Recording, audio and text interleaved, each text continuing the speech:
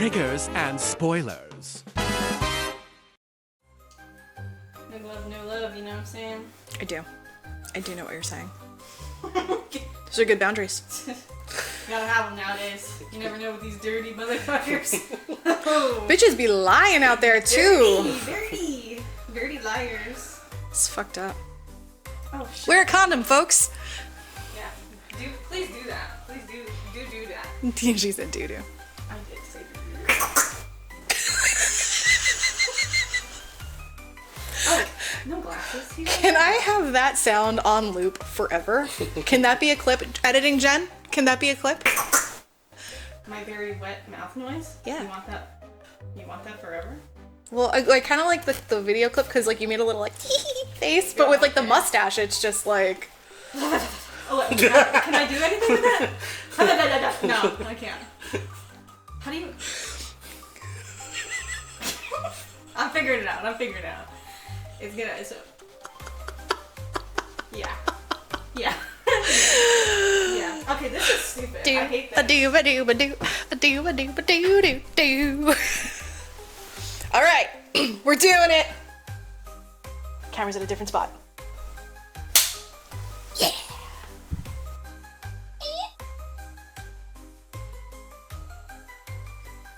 Welcome to So I Saw a Movie. I'm Courtney. I'm Chance. And I'm Dr. Robotnik. Because I thought that's what we were doing. Back it up. First. We fucked up. Whoa. Welcome to So I Saw a Movie. I'm Barf. And I'm your sexy dark chocolate barista, Chance. And I'm Dr. Eggman. AKA Dr. Robotnik. Cuckoo-ca-choo, baby. Cuckoo-ca-choo. What made you go on the evil spray? You know? What made you choose the life of evil and badness? I'm shaped like an egg, so... Yeah, I'd be mad about that too. Started from birth. Fair enough. This is our Labor Day episode. We have our special guest, Barista Chance. And we're gonna tell you some stuff that we saw, but we're gonna do it the way that we do it with really bad storytelling skills, and I'm gonna forget a humongous important chunk of things, go back to it later, and you've been with us for 5 episodes, you know. So, I'm gonna get started. So we saw a movie. I saw Death of a Unicorn. That is starring the one person on this whole entire planet who has actually found and used the Fountain of Youth. And apparently he's sharing with Jenna Ortega because she doesn't age either. So it's Paul Rudd and Jenna Ortega take the lead in this movie. They play a father-daughter duo. Jenna Ortega will probably end up playing a teenager for like her whole entire life. Like, her and Paul Rudd are supposed to be related? Yeah. No comment. Yeah. That's the girl from Wendy, right? In Wednesday. Yeah, she's in Wednesday. She's in You. She's in the second Beetlejuice movie. Oh, yeah. She's in stuff. Her manager's working overtime. Yeah. Overtime. Well, she was one of the producers for this movie too, which I thought was interesting. Yeah. So I'm gonna refer to my notes just for like, the movie deets. It came out this year. It did another recent one, you guys. Like, I know I'm notorious for 1995, so we got 2025. It's a horror comedy. I don't feel like it was really either of those things. It was rated a whopping 53% on Rotten Tomatoes. It's an A24 film, which means something.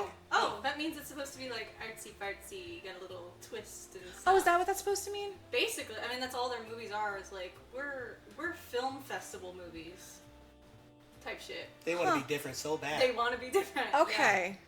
Yeah. Mm-hmm. That might have helped going into knowing, like... No. I mean...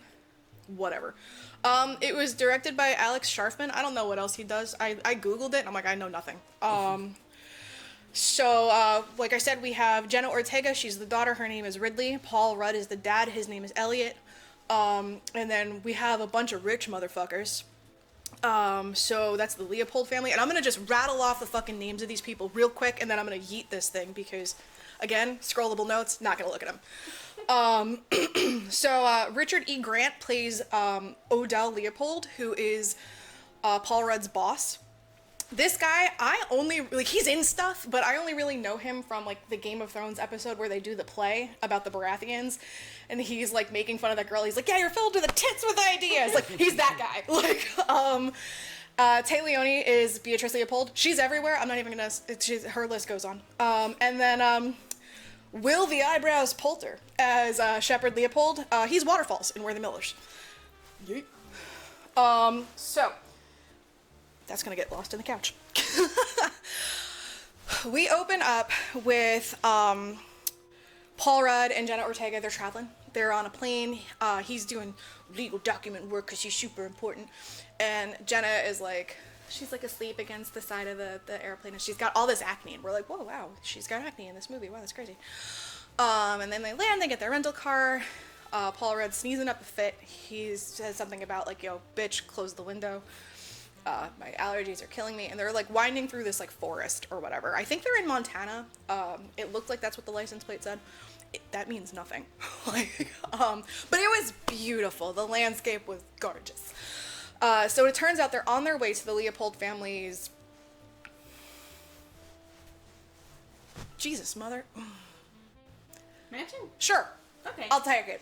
You said rich people, so... They're rich. It's hella big. Okay. It's like, it's like a resort, but it's theirs. I don't fucking know. But they have, like, their own nature preserve that they, like, donated to the world or something. Fucking whatever. But it's on that. They got money. Yeah, they got, like, money. They're, like, in pharmaceuticals. So he's a lawyer, and he's helping them get everything together because the guy who plays, like, Odell is, he's sick. He's really sick. So...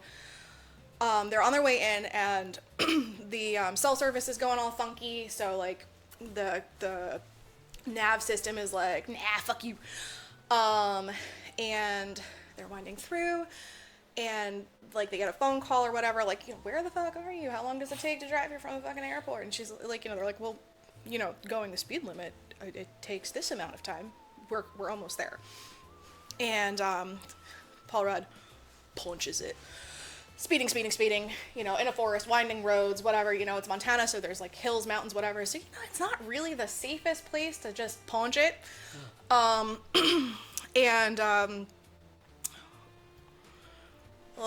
like, it's not a deer, but a little hippity-hop goes out in the road, and, Paul Rudd hits it with his car. I think he was having a sneezing fit or blowing his nose or fucking trying to figure out he was distracted driving at a very, very accelerated speed. Don't do that. So he hits something white in the road, and they get out, and they're like, the fuck is this shit? And it's, like, little, like, kind of like the size of, like, a small pony or, like, a mule. And it's this little white guy, and, they go up to it, and he's got a horn on his head. And I mean, like, I know the plot twist is crazy because they do not indicate this in the title. It is a unicorn. Jenna Ortega's like, I'm gonna touch the glowy horn. So she does, and it, like, sends her into this, like, cosmos. It's, like, showing her the cosmos. And it reminded me of what Hanush was showing Jacob in Spaceman. So it was, like, that same, like, cosmos, baby. Chopra. That's what it was. Yeah, maybe, I don't know, maybe they're interconnected universes. That would be way cooler than them not being interconnected universes. So she's, like, in Chopra, and out of nowhere, it just, like, cuts back, and, like, just fucking purple blood sprays across her face. Paul Rudd decided to put that thing out of its misery with a tire iron. Yeah, you called it. And then they're like, done and done. We're gonna get back on the road and go to my boss's house, and everything's gonna be hunky-dory. So they get back on the road, and they pull up, and they park in the driveway, and, you know, I thought they would have left the dead thing on the side of the road.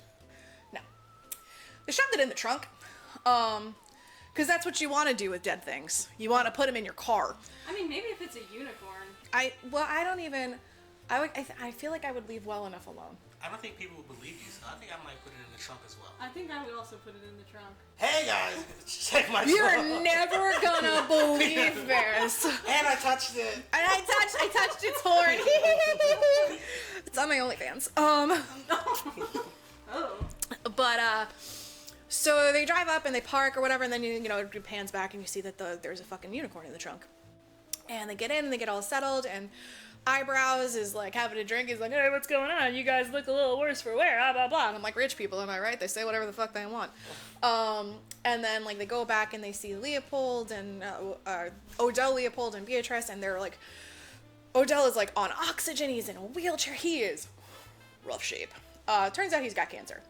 Like bad cancer. But he's like old as fuck too. So it's kind of one of those things. I don't know. Or maybe he just looked old or whatever. It doesn't matter. Cancer sucks. We don't like it. They start talking about like, getting his affairs in order and all that crap. And Jenna Ortega's like, we gotta go. We gotta go. We got a unicorn in the trunk. We gotta go. Yeah. Let's get out of here. Hey, Dad, I know we just got here. It's like cool and all, but we gotta get out of here. And then Paul Rudd's like, yeah, I'm gonna just drop her back off at the airport. I'll be right back. And then she's like, what? No, like, we gotta go. Like, the unicorn tried to show me something. I had a really bad feeling. We really shouldn't be here. Let's go. And he's like, bah, why don't you get yourself cleaned up? And then Eyebrows is like, yeah, you look like shit. And I'm like, rich people, am I right? They say whatever they want. So she goes and gets cleaned up and she wipes her face off. She had a little bit of unicorn blood on her cheek. So she wipes it off and her acne goes away. Oh.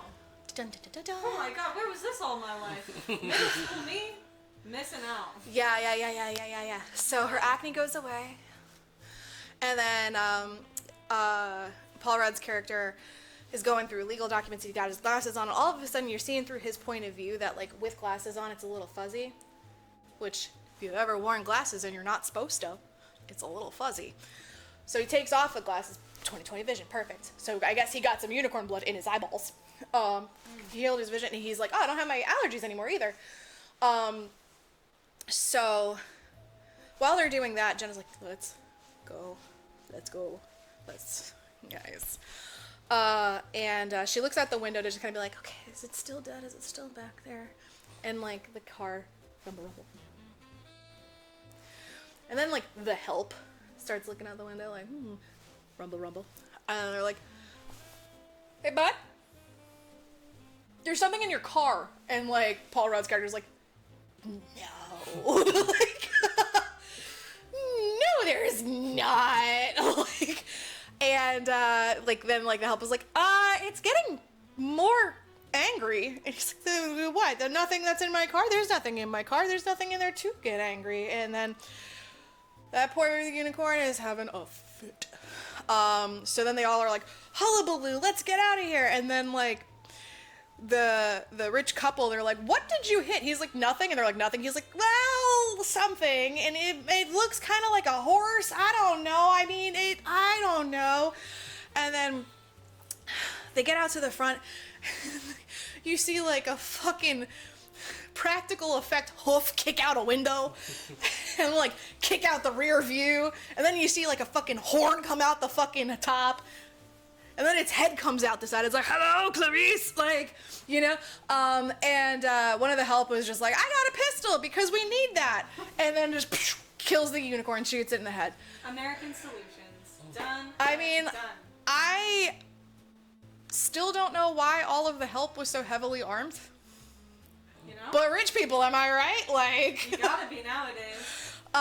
So they get it out of the car and they lay it down and they're all just looking over it and they're like, it appears to be of the equine variation. And it's like, guys.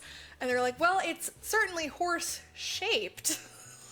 So like the rich people are like really dancing the fuck around this. And then like Paul Rudd's character's like, yep. And then Jenna Ortega's like, it's a fucking unicorn. Like, and they're like, what? Woo!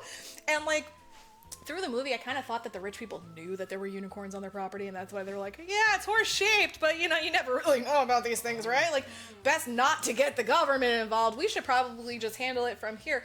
And then like Jenna Ortega, like she says out loud, like, oh, I had acne and now I don't. And then Paul Rudd's like, I had allergies and now I don't. And my glasses are better. And then they're like, yeah, we should study this motherfucker, because they're in pharmaceuticals, so they're just like, of course, money. Yeah. It's like the fountain of youth in a unicorn. Yeah. So they get in like this lab to come over to the house like real fast, and this guy like Odell keeps saying post haste. I think he says it like 6 times throughout the movie. He's like post haste, post haste, post haste. I'm like, oh my god, you could just say fast. Like, but rich people, am I right? They say whatever they want. Like, so they get the lab and they're like, there's synapses going through the horn. You know, like the rest of the unicorn is pretty much probably definitely maybe dead. But the horn is still alive, and they shave off like a bit of the horn and then like ground it up, and they find that like the healing properties are in the horn. So it gets a little fucked up. They like drain a lot of blood out of the unicorn to use the unicorn blood because they knew initially that was the healing property, and then they grind off some of the horn. And they put it in these little vials, and they're studying it and whatever, and they find, you know, that's what's healing. So they put some of the unicorn blood into Odell's IV, and they're like, let's see what happens. And then like, he is like, at least I'll know I've tried everything, you know, like after this I can rest easy or fucking whatever. Like, you know, I'm gonna come to grips with death if this doesn't work. At least, you know, we tried. And like, the next scene, like, they have eyebrows and he's pouring himself another drink. He's drinking through the whole fucking movie. There is an alcoholic drink in his hand at every fucking moment of this movie. Relatable. Like, he just keeps, like, new one and a new one and a new one, like, and he turns around and he's like, oh, Dad! And it's like, he's leaning up against this cane. And he just looks so dapper and so young, and it's like, you know, I kind of expected him to like start dancing, like Put It on the Ritz, like, you know, because he had the cane, like one na na na na na na na. Like, I felt like that's what was coming, but it's not. But then he like flourished the cane away, and it was like, I'm young, baby, I'm healed, I'm great, I'm wonderful, and Me next. yeah, right, like, so then they're like, well, that's great, we found the cure for cancer and like literally everything. What are we gonna do? Well, we do pharmaceuticals. We're gonna monetize this bitch. Let's get capitalism into the chat. Like, bring him in. So they're doing like lab stuff and all this stuff, and you know, the 3 rich people are wheeling and dealing. They're on their phones, and like the mom is like, you know, this much money for this much of stuff and this stuff, and then the other guy was like, yeah, I totally had cancer, but now I don't. And then like Eyebrows is like, well, I heard he's gonna want an 8-ball at the party. And like we're like, what the? You really? Okay. But he while he's doing that, he's mixing up another drink, but this one has unicorn blood in it, and he's like, gives it to his parents. He's like, here we go, and they're like, every bit of the buffalo, baby, am I right? And then they have like unicorn steaks for dinner. It got weird. And then like, Jenna was like, I don't like this. I'm gonna go up to my room and I'm gonna just not. And then like Paul Rudd's like crunching numbers, doing accounting things, doing stuff and things and stuff. Jenna Ortega, like, they had said at the beginning, like, that, like, she didn't want to feel like they were treating her special because, like, her mom died. Because, like, her mom passed away of cancer. And, everyone treats you different after you lose a parent. Like, so they're like, these rich motherfuckers are gonna patronize me because I lost my parent, and we're like, oh, I feel so special. So she's looking through photos of her mom because she's like, man, Dad's being a tool. Like, like money and stuff. And she sees behind her a tapestry of a unicorn from the cloisters at the Met. That's in New York. And then she was like, huh, tapestry of unicorn. And she goes through and she like vaguely remembers like reading about the tapestries, and there's a whole story about unicorns told in these tapestries, that like unicorns have these crazy healing properties, and they were coveted by humans, and people were like, they're trying to find them. And you know, the problem is that unicorns are assholes, and they're mean, and they're violent, and they're vicious, and they fucking protect their own, but they have a soft spot for a fair maiden. And then they were, you know, the humans were able to trap the unicorn, resurrect the unicorn, and then use it for its healing properties. And like, you know, but like really the moral was like, even though it had a soft spot for this fair maiden, unicorns are dicks. They don't want to be captured. They don't want to be used for healing properties. They don't want to be bloodletted. I feel like it makes sense, but you know, whatever. So she's like, hi guys, I read a thing about a tapestry, and you should probably stop. And then they're like, No. Like go right back to it. I mean, they already made unicorn steaks. Like what? Right, but she was like, let's like maybe we should just leave. Maybe we should just I have a bad feeling. Trust your gut always. And I think that we should just kind of let's go home. We're gonna get in the car, away on the plane. Bye. And he was like, no, but there's money to be made. And then she was like, oh, you dick. And then she's like, I feel like I know what I'm talking about. I feel like I made a connection with the unicorn because I touched its horn and like it was trying to show me something. I know, I mean, like they always say that there's a connection when you touch their horn, but really, really, it just feels nice. I mean, I'm just saying you're not that special. So they're like, so you touched its horn and it showed you outer space and you think you know things? I don't think you know things, but I really would love to replicate this study. Maybe there are more unicorns that we can trap and touch their horns. And I was like, we all know that that's not why you want to trap the fucking unicorn. Like, you're just trying to be like, oh, they're there. Now go away. So she's like looking up more stuff, and then Eyebrows comes in and he's like, I have a wide format printer. I'm a visual learner. I think we could research this together. He's got another drink in his hand. And he's like, Griff, my wide format printer. And this fucking waiter butler guy with alopecia comes in with this huge fucking printer. And, he was like, don't use gloss paper. It's so gauche. You gotta use matte. And then he was like, doodles. It's like Will Poulter's character is such an ass, and I love it so much. He was probably my favorite part of the movie. Because he was just such like a rich 25-year-old. Like, it was just like, wow, you're the worst. So he leaves her to her research, and she prints out these beautiful tapestries, and then she kind of like puts them together like a beautiful mind, but they're huge, so it's like a really big corkboard. And then she's like, no, really, like this is a bad idea. She rolls them all up, and she's like, no, guys, really, I have these tapestries, and they're like, tapestries, you fucking loser. We're gonna have money. So of course they ignore her, and then they have science people doing this fucking thing, and they're like, oh, the properties are in the horn, but the horn's still alive with the synapses and the nerves. And then Jenna's like, da da da da da, and he's like, shut up. And so the theme through the movie is that Jenna doesn't get listened to. And they were like, well, what we're gonna have to do is find more unicorns or whatever. So they're going to transport the one that they have out to an actual lab instead of like the stay-at-home mom lab. And they're in this like plastic tunnel because apparently all of a sudden, it stayed in a fucking trunk for a couple of hours, but now it has to be a sterile environment. That's weird. And they're going through, and all like the electricity gets all fucky. It's like, and it's like, ooh, spooky. And then, you get like this suspense. Oh God. And I'm like, okay, I'm ready. And, one of the scientists has like this electrometer science tech thing that's like, and he stops and he looks over and he's looking at the other scientists and they're making eye contact, and then all of a sudden, horn through the fucking chest. Oh. Second unicorn has entered the chat. And so he gets completely gutted, and it's just like guts everywhere. And so then the help goes out, and now instead of just like a pistol, they've got fucking fully automatic guns. And they're like, we're gonna take down the unicorn. And then they're running around and they're getting out of the tunnel and the stuff and the things. They gotta bring the other unicorn back in because they're like, well, now it's not a sterile environment anymore. And they run it back in, and Jenna Ortega goes out there to be like, I told you this was a bad idea. And Paul Rudd is out there like, but money. And like, the family, they're all like up in this. Like, because if it were me and someone got fucking gutted by a unicorn, I don't think I would be like, I'm gonna look. Like, I would be like, I'm gonna lock myself in the bathroom. There's no windows. That's only the one door. I don't think they'll find me. And then like they go, and Jenna runs to the car. She runs to the car. She hides in the car.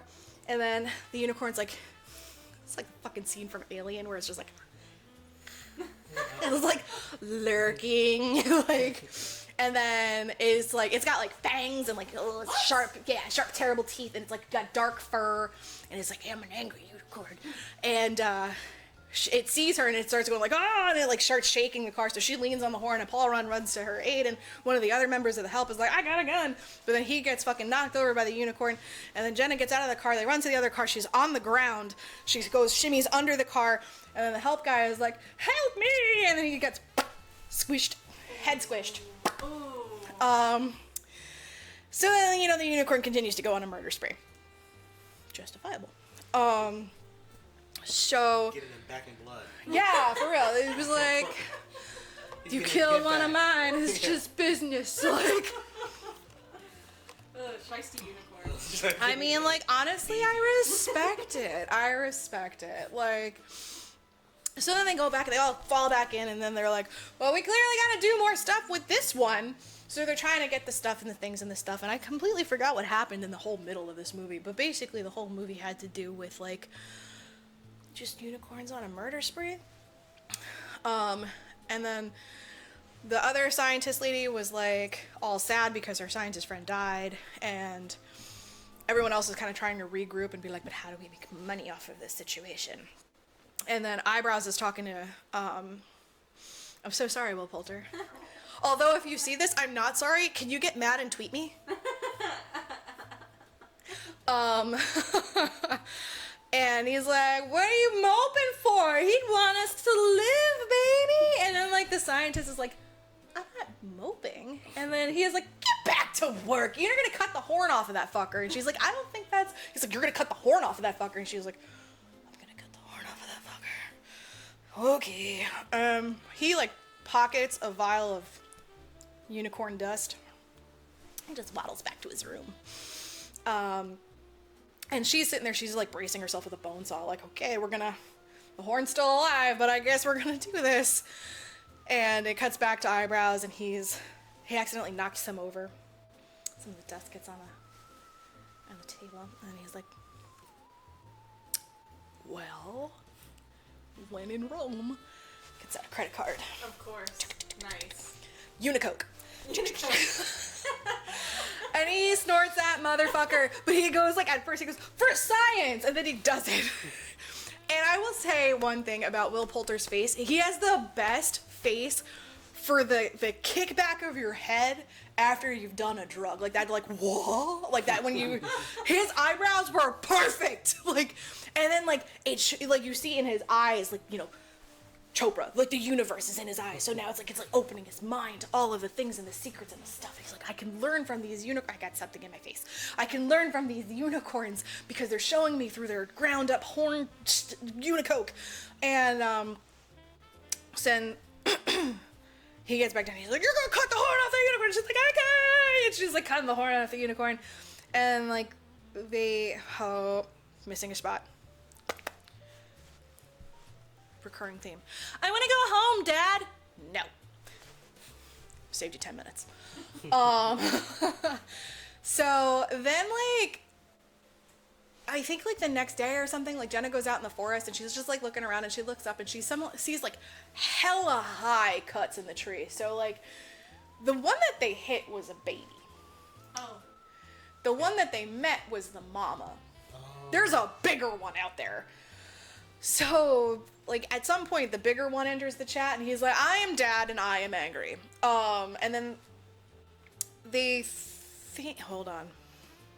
They think that they've injured the mom unicorn, and she runs back out into the forest, and then, like, while they're like, we're gonna put together a hunting party because we're totally gonna capitalize on this wounded one, Jenna Ortega is like, they can regenerate, they can, no, and she's, like, trying to text her dad, because he's a part of the hunting party for some reason.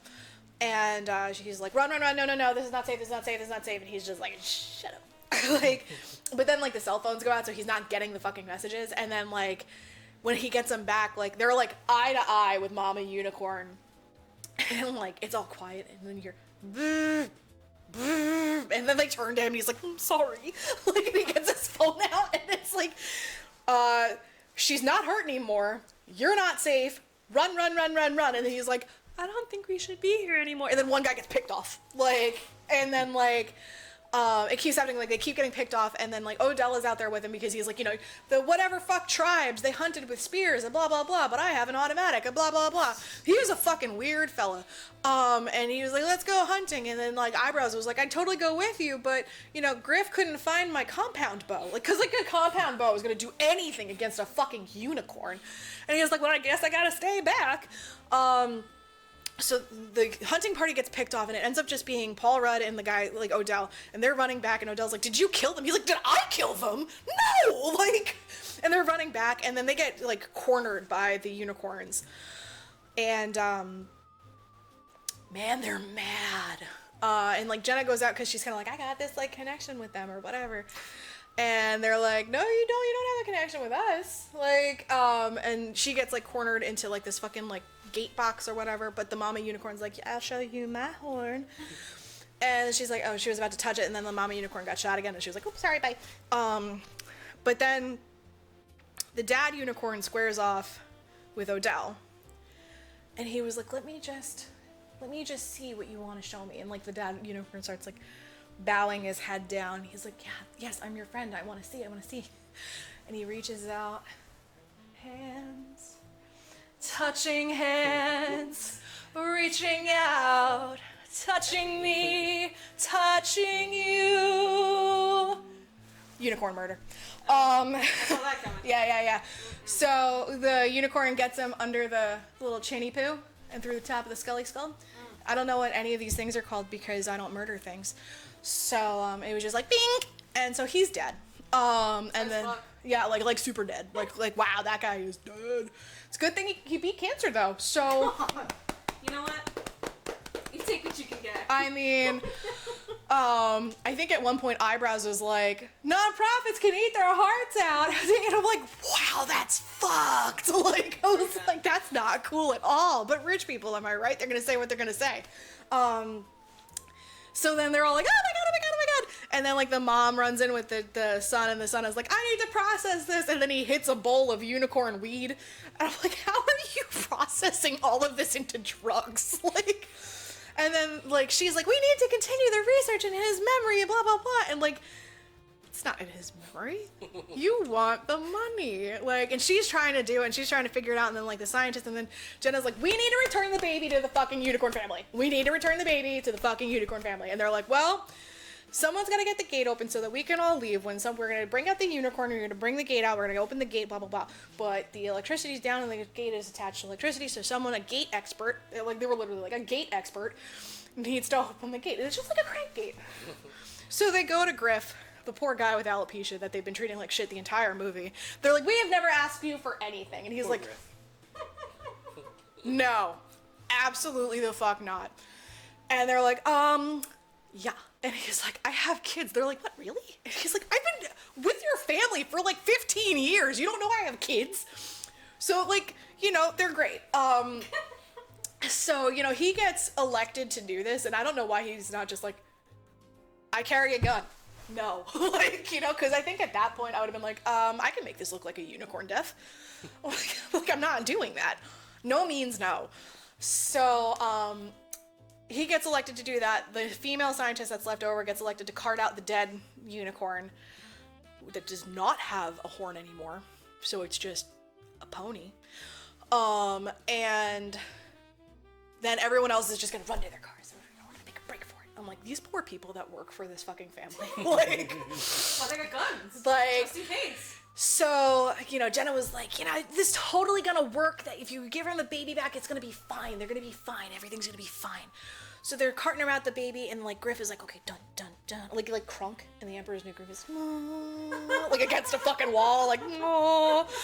You know, he's trying real hard. And, like, he gets the thing, he's doing the crank. And, like, this, like, the slowest gate ever.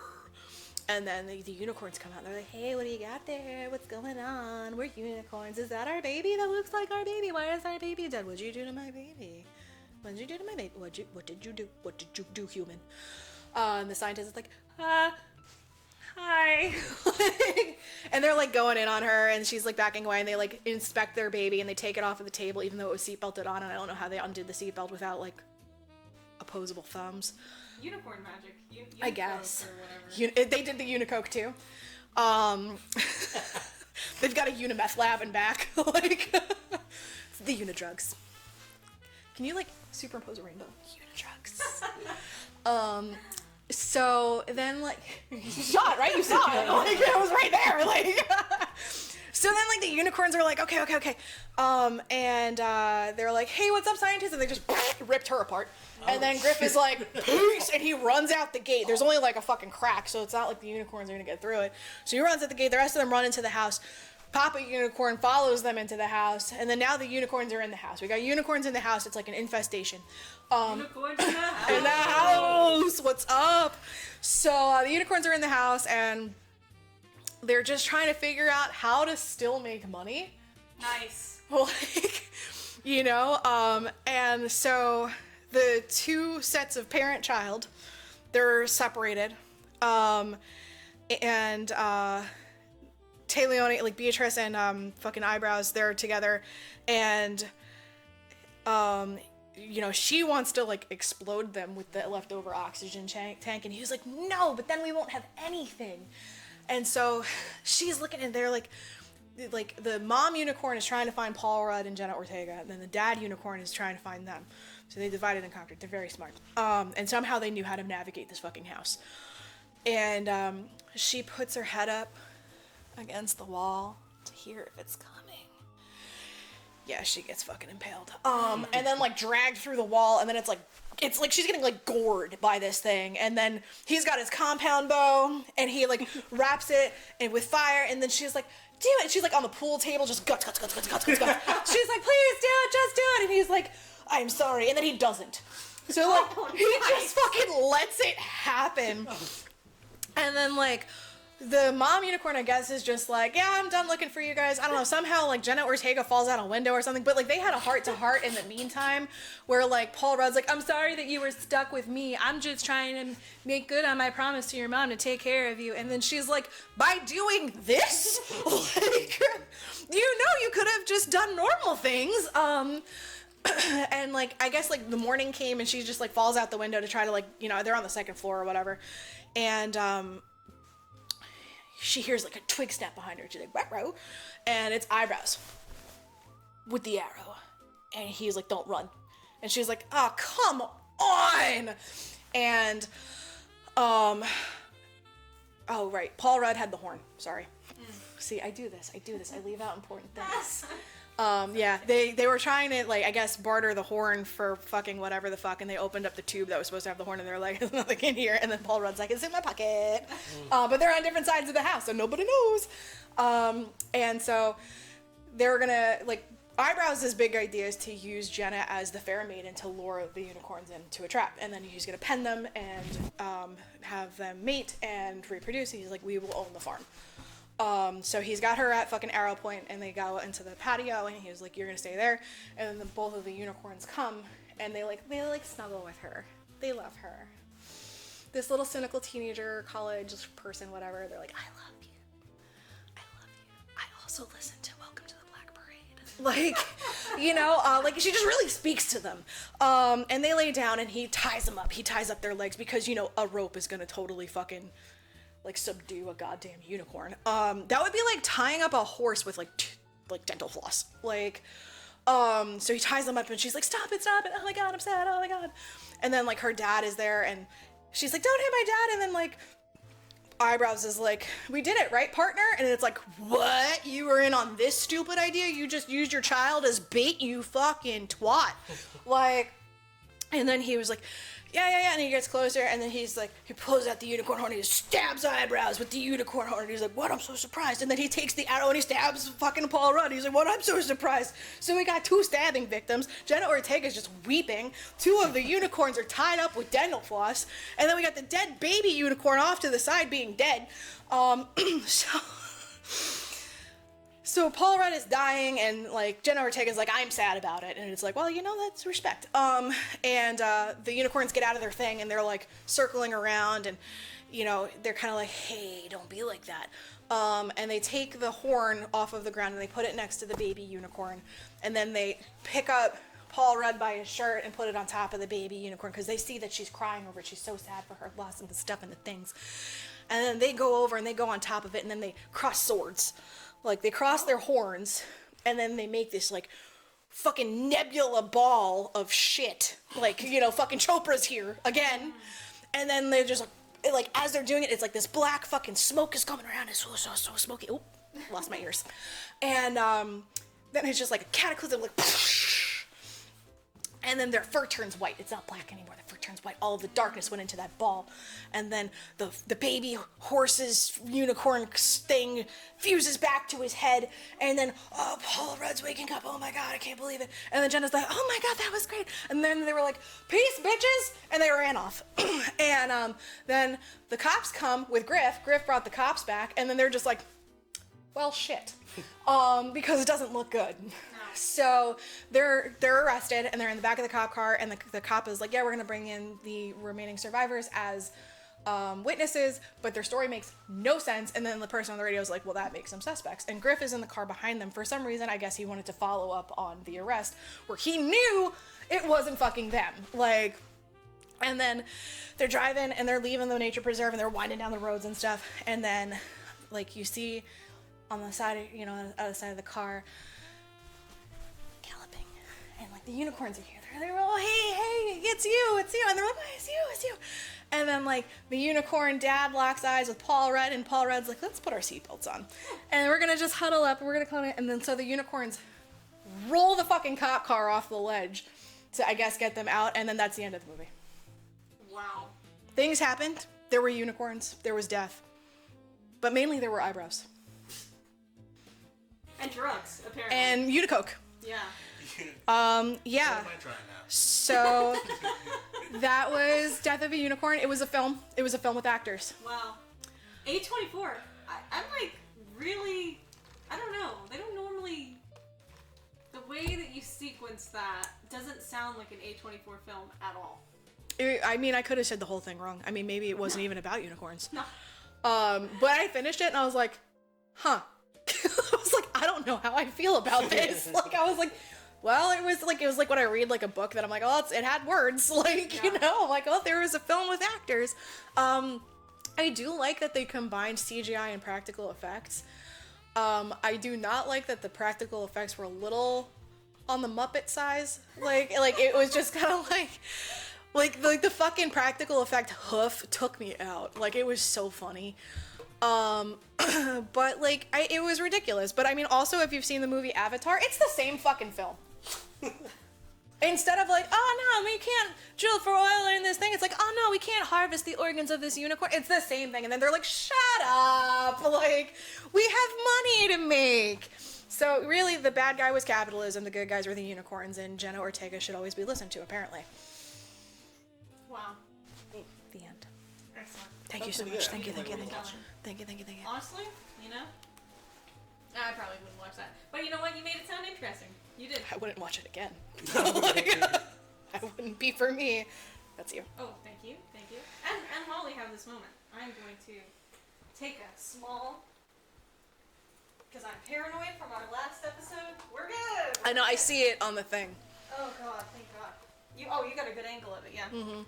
I also made sure I stayed under 45 minutes. Excellent. I did it. Beautiful. Okay, Next. Okay. I guess I'll go next. You're in the middle. that's right. Oh, here we go. Just pull up my notes here. So I saw a movie. What the fuck movie did you see? It Didn't was see that one coming. battle after another, Oh. featuring Leonardo DiCaprio He's that guy. and Tiana Taylor. My Oh, boo. I don't know who that is. Oh, what? What is she in? Who is she? I don't. She's You a can't singer, count too, on as me to well. fucking like know things. I know her from that Kanye West music Yeah. video. I don't fucks with that's the one Kanye. above Chance's head right about now. And she's also a musician. But her and DiCaprio's chemistry in this movie was amazing. It was by far one of my favorite movies of Leonardo DiCaprio. This movie's basically like let's see here. It's an action-packed revolution drama featuring Leonardo DiCaprio, but his character name is Bob, which is kind of like Bob. Seriously? he's low-key like a pothead, weed. His name is fucking Bob. Yeah, Bob. Oh my god. And his job is kind of like demolition. He's really good with bombs or whatnot. But it's a fearless revolutionary leader, and his girlfriend, Perfida, I'm gonna call her Tiana Taylor. It's fair. I just did that too. Yeah. Together, they ignited movement against a corrupted government Whoa. and a militia system. Whoa. So it starts off. Bob is running in the middle of the highway. He's late, and he meets up with the French 75. That is the group that he's in. They are orchestrating a plan to take over like an ice concert, like an ice. I don't know how to say concentration camp, but like a detainment center. Okay. Yeah. Going over to like the rendezvous point, the whole plan. Basically, what they're going to do is they're going to hijack this ice concentration camp with a semi truck and load the immigrants back in the semi truck, and then they'll be free. I love this movie. Yes, it was great. So they start off with them busting open, like I'm talking about. They got guns, they got AKs, they got Dracos, and they're going in there. Boom, boom, boom, boom, boom, boom, boom. They hit at night where all the military people, they're sleeping. Yeah. And they're like tying the military people up and all that. They're speaking Spanish to the immigrants. Okay, vámonos, we gotta go. Tiana makes her way to the back where she meets Colonel Stephen Lockjaw. Sean I think Penn. his name is Sean Paul. I think that's the actor's name or whatnot. Sean Paul. Got the right temperature, baby, keeping you warm. So here's the interesting thing with Tiana and Lockjaw. Lockjaw is a freak, and so is Tiana. Wait, like a freak, like in a scary, like concerning way, or like he's a freak? She's like, I'm gonna call her a revolutionary freak. Okay. And she likes Like, don't fuck with her. Yeah. All right. Yeah, and she likes to have power and control. And Lockjaw, I guess, we find out that he likes black women. So he's like, Important to his character. he's What a a freak! Like, this guy likes black chicks. Like, he's like a white old man. Yeah, I'm Stephen Lockjaw. Yeah, you said this babies. Oh yeah, you took over my concentration. And Tina Taylor's like, get up. Pointing the gun at him. Get up. No, sit down. Not that. Talking about your dick. So what? he gets aroused. Eee. And That's like she just weird. starts like, I don't know, being flirtatious to him, Oh, like God. her words. Or when She likes to dominate. He likes being dom. This is a really weird dynamic. we're getting a conversation taken over by the French 75. The revolution, bitch. You gonna remember me, remember my name. So like yeah, they're yeah. all like, just locking up all of the other, I guess, officers. They're getting them into the trunk, and then like, what's that? Bob's like in the field somewhere doing some firecrackers, like, woo! French 75. We just took over the camp, bitch. And it's just very fast paced, very lit. They got AKs pointing at the officers. Everyone's detained except for the immigrants. And they all ended up leaving in the truck, which was pretty good. However, Lockjaw's like, I remember you. I'm gonna see your face again. So Dun dun dun. that scene was great, and they all ended up, I guess, leaving home. I don't know what happened after that here. Well, I will let you know. And then they went home. Had a nice TV dinner. Watched The Price is Right. Oh yeah. After that, they get home. They're all riled up. They got the, oh baby, you like that? Bob and Tiana. Yeah, you like when I do feisty things. You like that, Bob? Yes, I love you so much. They're smooching in the car on the way back, and they're just celebrating their victory. They get back to like Bob's like they're already working on another plan. Their plan now is to bomb a courthouse. They're basically like just targeting like corruption politicians, just corruption, power to the people. Viva la revolution.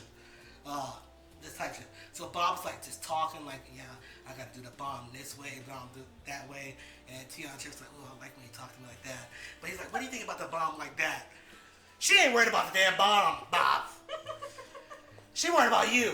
So they ended up having that, whatever. And they ended up doing the courthouse scene of Tiana Trump, like she, not Tiana Trump.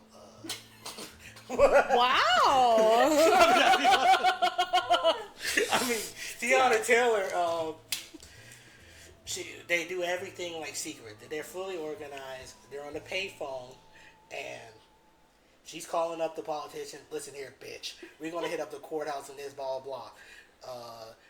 You wanted to you were the last one to sign the bill for abortion. Oh fuck you! You're gonna feel the price for it. Bam. So when they blew up the courthouse in the midnight, and then shit is just booming. Shit is booming. They hit up another raid, but here comes Lockjaw. He's coming back to see his pretty black woman, but then he kind of finds out that He's like, oh my god, I love her work. So he went to her like their next, I guess, job or whatnot. I don't know what they were doing, but he was there scoping out the scenery, and he was masturbating to her. Oh god. Yeah. He was But touching his horn. yeah, Feels good. but he couldn't. It's not really, special. But he couldn't really enjoy it because while they're doing like their next What? raid, while they're doing their next raid, Bob is there. So like they're pointing guns at people, and they're just, oh, I love you, baby, I love you so much. And he's grabbing the glutes and whatever, and Bob's like, what the fuck? Oh, she got a man. She's got a boyfriend. Now I'm done. Oh my god. Fuck. But he was fucking mad. He was furious, and he basically Had to whip out Twitter to finish. yeah. Better pull up that music video right now. And after the tense crowd with like the crew and all that, they ended up going back home, and now they're planning another heist, or like I think a bomb heist, or no. As if they started making more love, Aww. and they ended up having a baby. Oh, so this is a rom-com. Yeah, basically. I don't know what it was, but it was. It was great. It had me on the edge of the seat every time. Nice. It was too much going on, and I was trying to like focus on one thing. But also when we were watching the movie, I actually saw in the theaters. There was this one couple. They sat down right behind us, and in the first 5 minutes of the ice raid, they ended up leaving. Oh. So we know what side they were on. Oh. That's the wrong side. Yeah. Just Yeah. stick your leg out as they're leaving. And that's, like, you could tell the girlfriend was mad at his, and they're like, oh, what? Oh, come on. I was like, oh my god. And I was like, whatever. I'm gonna enjoy the movie. Well, anyway. Yeah. So they ended up like in I don't know, it's like kind of part of the movie. They ended up just loving each other, loving it up. But they ended up having a baby. Aww. But they weren't prepared at all. Oh. So like Tiana's mom started to get involved. Like, you're not ready to be a dad. And Bob Ferguson, that's his name. He already thinks that. Ferguson. He already thinks that he's not ready to have a baby. But they still got to do the revolution shit, and that's what they did. So they ended up robbing a bank, and this is where shit went south. They had some people inside working in the bank. It's like everyone in the crew, they like loved each other. Like, I don't know. That's where it gets wrong. Wait, like a family or like an I was gonna orgy? say like a... Like dating. Oh. Like each So one. like a polypod. Yeah. All right. Ew. And I think that's where. Hey, listen to each their own. Yeah. No, not to each their own. Ew. Gross. See, I told you she'd do something. So like I'm this sorry. this one guy is like they're doing like a stakeout outside before they go into the bank, and he's kissing. He's like, "Oh, I love you, white girl, so much. I love what you're gonna do in there." So she goes in there. She sets him up for the bank heist, and this one girl, it's a black girl that's in the movie. That's not Tiana, but she gets up. It's like, "Yeah, my name is." What's her name? She's like, "Oh, shit, my name's like Pussy Boots or whatnot." And we robbing this bank. Your money? This is our money. This some set it off shit, bitch. And they're all in there. They're locking shit down. But it's Tina's fucking shit up. Tina ends up having a confrontation with the security guard.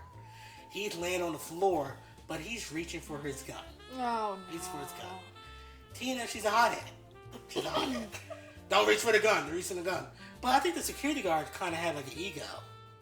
It's like he can't reach for the gun after a gun. Well, I'm gonna. Yeah. After a gun is pointing at him. So she's like, BOOM! I thought it was in the theater. That's terrifying. Yeah. BOOM! start reaching. Security guard still reaching. This motherfucker don't care. He don't care about his life. He don't care about his family. So he reached again, ended up killing a security guard. A couple shots too. And the girl on the girl that's on top of the what you would call it? I guess the desk is just like starstruck. And they just all end up running out of the building.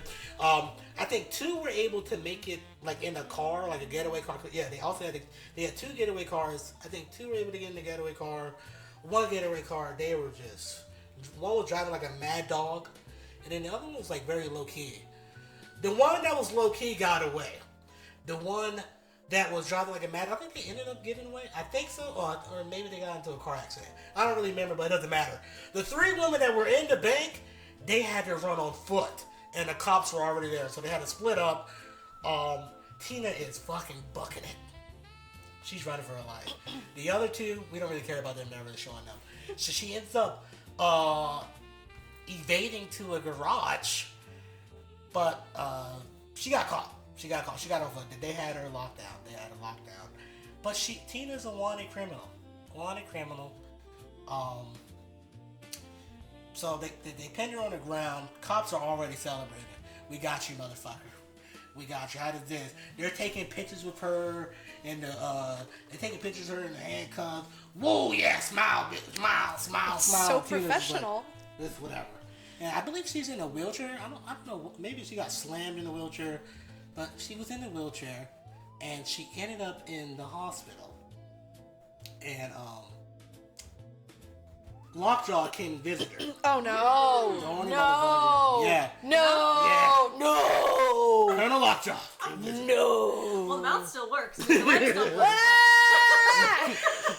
You're like, how you doing, baby? No! Oh, he's bucking. He likes to fuck. No! How you doing? Tina's like, yeah, whatever. But Tina's like, I can't feel my legs. you know, but you can fix it, right? Tina's like, I don't know. She is feeding into his bullshit, but she's not gaining anything. Like, she ain't fucking with him, but she basically like manipulating him, kind of, but when not. And Steven Lightshaw's like, they're gonna charge you, right? And she's like, oh, no. But I can fix that because I'm federal. I can get the charges dropped. You just gotta give me the names. She's up thinking, well, what the hell? She caves in. Like, I don't know. She low key caves in like really easily. Yeah, she's a snitch. Shit, man. What the fuck? And we don't fuck with snitches around here. No, And Tina was Gonna always take out her legs again. Yeah. It's like, I don't know, like, went back behind her word, like how powerful she was, and just to cave in that easily. But I think Lockjaw ended up taking her to a like witness protection where she's in her own house, but Tina is fucking dropping names of all the crew members, all their Girl, locations. come on. And why even be part of a group if you're gonna fucking rat everyone out? Yeah. That's poor teamwork. yeah. And Lockjaw think he has a chance with Tina. He's showing up the flowers, but just just to fix that and whatnot. And we kind of like fast forward to Lockjaw going on a hunt of her members. Right. The Colonel is literally killing the members. Wait, what? Killing the members in cold-blooded. And I guess just like eliminating like the pieces of the puzzle one by one. One by one, he's taking out each and one of the members, slowly but surely. He took out 2 cold-blooded. One got like, she was coming out of the store, like in the back, got shot in the head. One was just like running down the stairs. He got shot in the head again. And yeah, he's like, oh, blah, blah. So like each time I think she gives him like a good name, I feel like she's getting the charges dropped off. But it kind of like fast forward to a little bit. Tina ends up, I think, leaving and escaping from the witness protection house or whatever you want to call it. And Colonel Lockjaw noticed that because he was trying to get in the house. She wasn't answering. So he had to get a tool. I think a little shoving. Bust down the door. Tina left a note or some shit. Something about, this pussy was never yours. or something like that. It's like, this pussy never belonged to you, or whatnot. And Colonel... What if he wasn't the one who busted in? They'd be like, what? What? I didn't want it anyway. It's just, okay. And Colonel, he was fucking mad. Because he was obsessed with her. He was obsessed. He loved her. Tina did not. So she ended up fleeing. Fast forward later, I believe, it's, I think 16 years ago, it's the baby. Her daughter, I believe her name was, let me check her name was. Her name was Willa Ferguson. And it starts off, Willa and Bob they kind of have a new life. 16 years later, Willa is in karate. Oh. Nice. Karate. Yeah. And I'm still calling him Sensei. He is by far my favorite character in the movie, and you'll see why. Sensei, and Willa is smart for your average teenage girl because Bob is smart, and I'm guaranteed he's been telling them all about all the history stuff, and she knows her stuff. And it starts off right. You gonna cut that right here? Starts off, yeah. She's doing karate. Sensei. Bob is getting high, smoking, just being a stoner. He's forgetting like all like the French 75 like secret words that they use to like correlate with each other. But I missed the part. Bob and Willa have like this like satellite. Oh.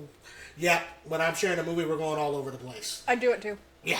So after that, where shit hit the fan, and they started knowing that Tina was name dropping, the group got word. So everyone was on high alert. So so while they're on high alert, Bob has the daughter. So they have to leave, but like this one smart guy, I'm just gonna call him Overwatch, he gave him like antennas. Like if anyone has like an antenna and it's light green, that they're nearby and like they're close within like 100 yards away, kind of I think for him and the baby or whatnot. So they end up invading the situation. Now it's 16 years ago. Now it's 16 years now. Willa is in karate. Stephen Lockjaw is trying to join a secret society that is like this one. I gotta read this one. So how old is Lockjaw now? Like he was like older, right? Yeah, older, but still got that same attitude. Lockjaw, right here. Like did he put like tennis balls on his walker? Is he like that kind of old, or like you're like I'll run friends with the walker? Like I'll say maybe like 50. Okay. 40, Okay. but not really. He doesn't move like it, but he walks very like colonelish. Okay. He walks very. He's young and authority. Yeah. He would call himself young in heart, but he's still got that.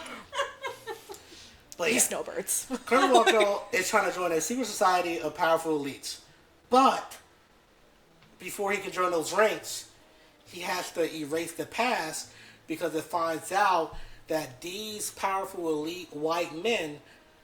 They think that the number one problem in the United States is immigration and just a bunch of other shenanigans. They're a bunch of dicks. And I think like their thing is called like Saint Nick something.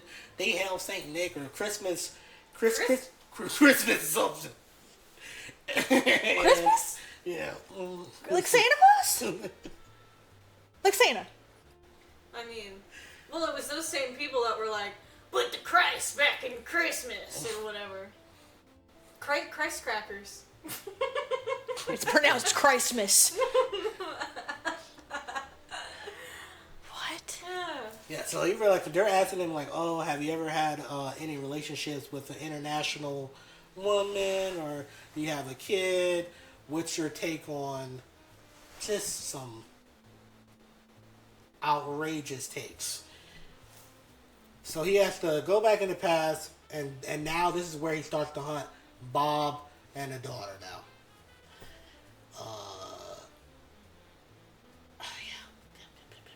We go pause that right there. Now where we at in the movie? This movie was 3 hours long too. I remember this bitch. Right. It's just so everywhere. It's 3 hours long? Yeah, it was like 2 hours and 40 minutes. Holy shit. That's a it was commitment. a lot, but it didn't feel a lot. But when you're saying Well, that's it, good now though, it when feels like you a lot. don't, that you feel a lot while you're sitting in it. So he's hunting down Bob and the daughter. Yeah, and the rest of French 75. Oh, so there's still left. There's still Yeah, some left. yeah. Only I think only like 3 got Murked. only 3 got murked, and then the other ones like are just staying very low key under the ground. And one has like this little house that like he has like a radio, and he just sends messages in code because they all have like their own like code, like the sunset rises in the east, sunset rises in the fucking west. Anywho, Bob and Willa, she's going out to have a party with her friends or whatnot. Chase infinity. You know, I think it was a prom night or a prom dance. But somehow, oh, that's right. They ended up kidnapping, what I was touching on, the Overwatch guy that does all like the hidden messages or whatnot. They ended up kidnapping him because they got word or something. And at first, he wasn't cracking. Mm-hmm. But you always crack when they talk about your family. So they started talking about his family. Okay, what about Lisa or whatnot? Oh, and there they go. They're at so-and-so Seattle Street, 141 FX Street. And they cracked the code. Latitude, longitude. Honestly, when you said, like, they always get you cracking when you talk about family, I thought you were going to say they always get you cracking when you talk about cheesecake. We already talked about we snitch for cheesecake. There, she, he. I don't give a fuck. Here's the Find My Friend. So she goes to this party. Oh, yeah. So once he got kidnapped, right, apparently, like, these 2 kids that I guess knew him or whatnot, they were like, oh, shit, went south. So they went in his house and, like, I don't know what code they were repeating, but the North Pole escaped to the Southwest or Southwest. The North has been captured or whatnot, and they're repeating the message over and over. And I think that's how, like, others got word that, like, Lockjaw's back. And, yeah, so once he found out the address of him, of Bob and Willa, Steven ends up going to Willa's school, but one of the old French 75 people ends up meeting her in the bathroom. And she was like, what's it called? The revolution would not be televised, and just start stating facts to her, like, oh, blah, blah, blah, blah, this, just about the past and this revolution stuff. And then she was like, Willa said, if my dad told me if anyone ever tells me that, I have to trust him with my fucking life. And also, too, I forgot her name, but she's in a lot of other movies. What's her name here? Regina Hall is the girl. Yes. She does stuff! Yeah. Regina Hall. That's my vocal stem from, like, episode 1. Yeah, Regina Hall giving her the whole rundown of just probably what her dad was telling her. And she was like, whoever says this information, I gotta trust with her life. And Regina actually has, like, this little selfie, like the antenna thing that I was talking about, where it lights up green. And she carries it all the time because Bob is paranoid. And she was like, look, bitch, we gotta go. No more questions. She asked him, like, do you have a phone? Do you have this? Do you have that? She says no to the phone. But, come on now, she's a teenager. She has a damn phone. But she doesn't end up saying it. So Bob gets a call from, like, Overwatch. It's like, hello. Mountain over top over rice equals ramen noodles.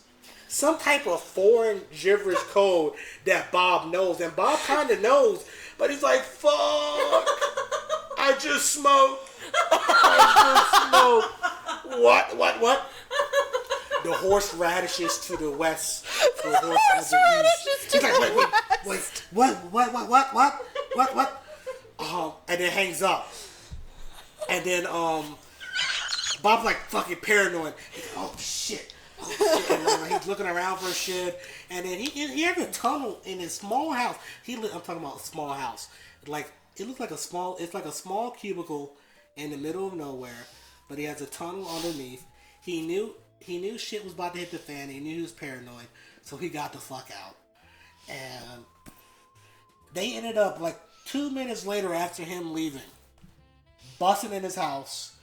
I believe, yeah, it was Lockjaw and his crew members busting in his house, looking around. It was clear. But one of the douchebags, they found the tunnel, and they let in a gas bomb, like in the tunnel, and he was under the tunnel, and he was feeling it. And they let him, he's coughing, he's trying to escape out, and he's just running, he's in a robe. He's like basically like in his... He's unprepared. Yeah, his chilling clothes. In a robe and just on the run. Fuzzy bear slippers. Yeah. He ends up going to Sensei, and basically the whole town has been just kind of like DC right now. The whole town is just being invaded by military. Jeez. The military are going after Willa's friends, asking like, "Yo, where's Willa? Blah blah blah blah. We know she has a phone. Are you Willa's friends? Do you know Willa?" And they're interrupting the prom dance. And the friends, you gotta have some friends like them. We don't know what Willa is. I don't know Willa. Does Willa have a phone? No, don't have a phone. But it wasn't Colonel Lockjaw. It was like another sergeant or whatnot. He started paying like hardball. It's like, listen here. You don't tell me where she is. We can put you in the jail for contempt or just whatever. One of her how do you call it? I was to say one of her friends, I don't know.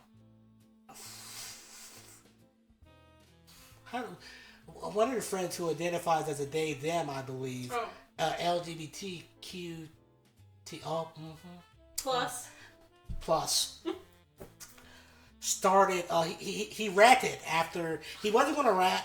He turned his back away and then he said something like, yeah, she does have a phone. So they ended up calling while they're in the van.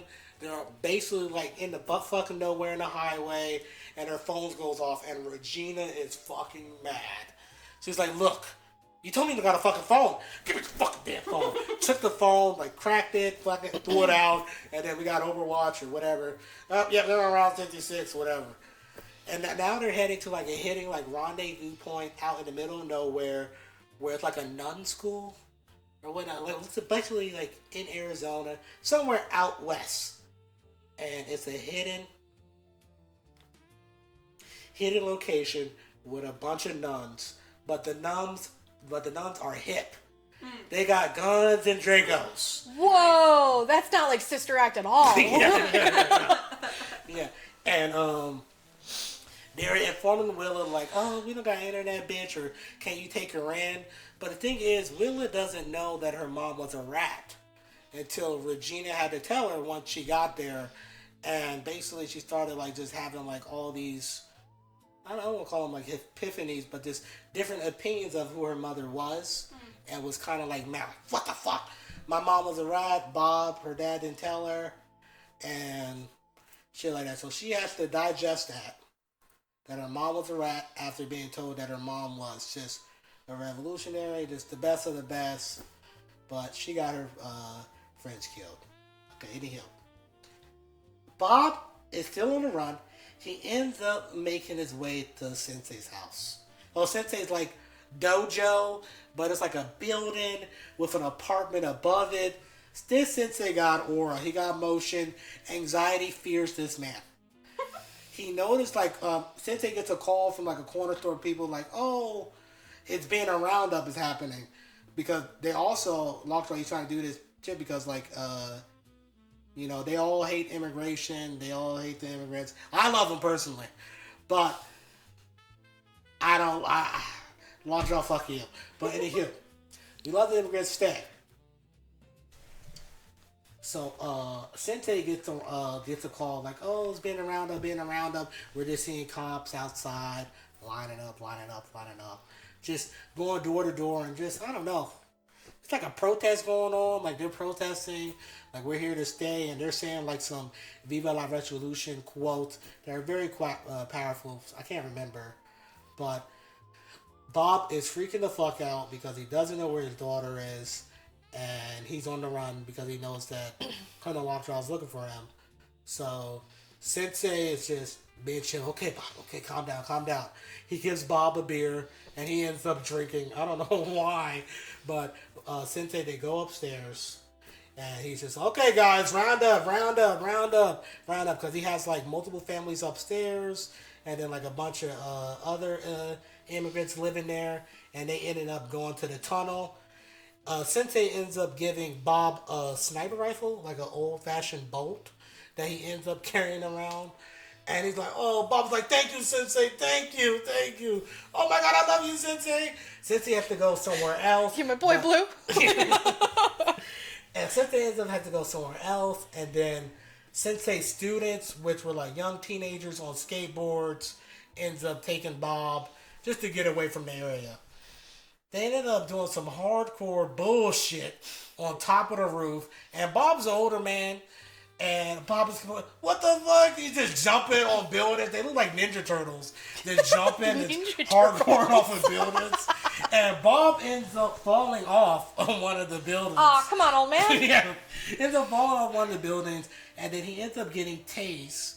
And he leaves the bolt. But luckily, I don't think the cops saw it. But they ended up tasing him and locking him up. And the students end up calling Sensei. It's like, look. Bob has been detained, but Sensei didn't really give a fuck. He was like, do you have my gun at least? And like, yeah. I wanted that back. Yeah. He has the gun. And they're like asking Bob these questions. Who are you?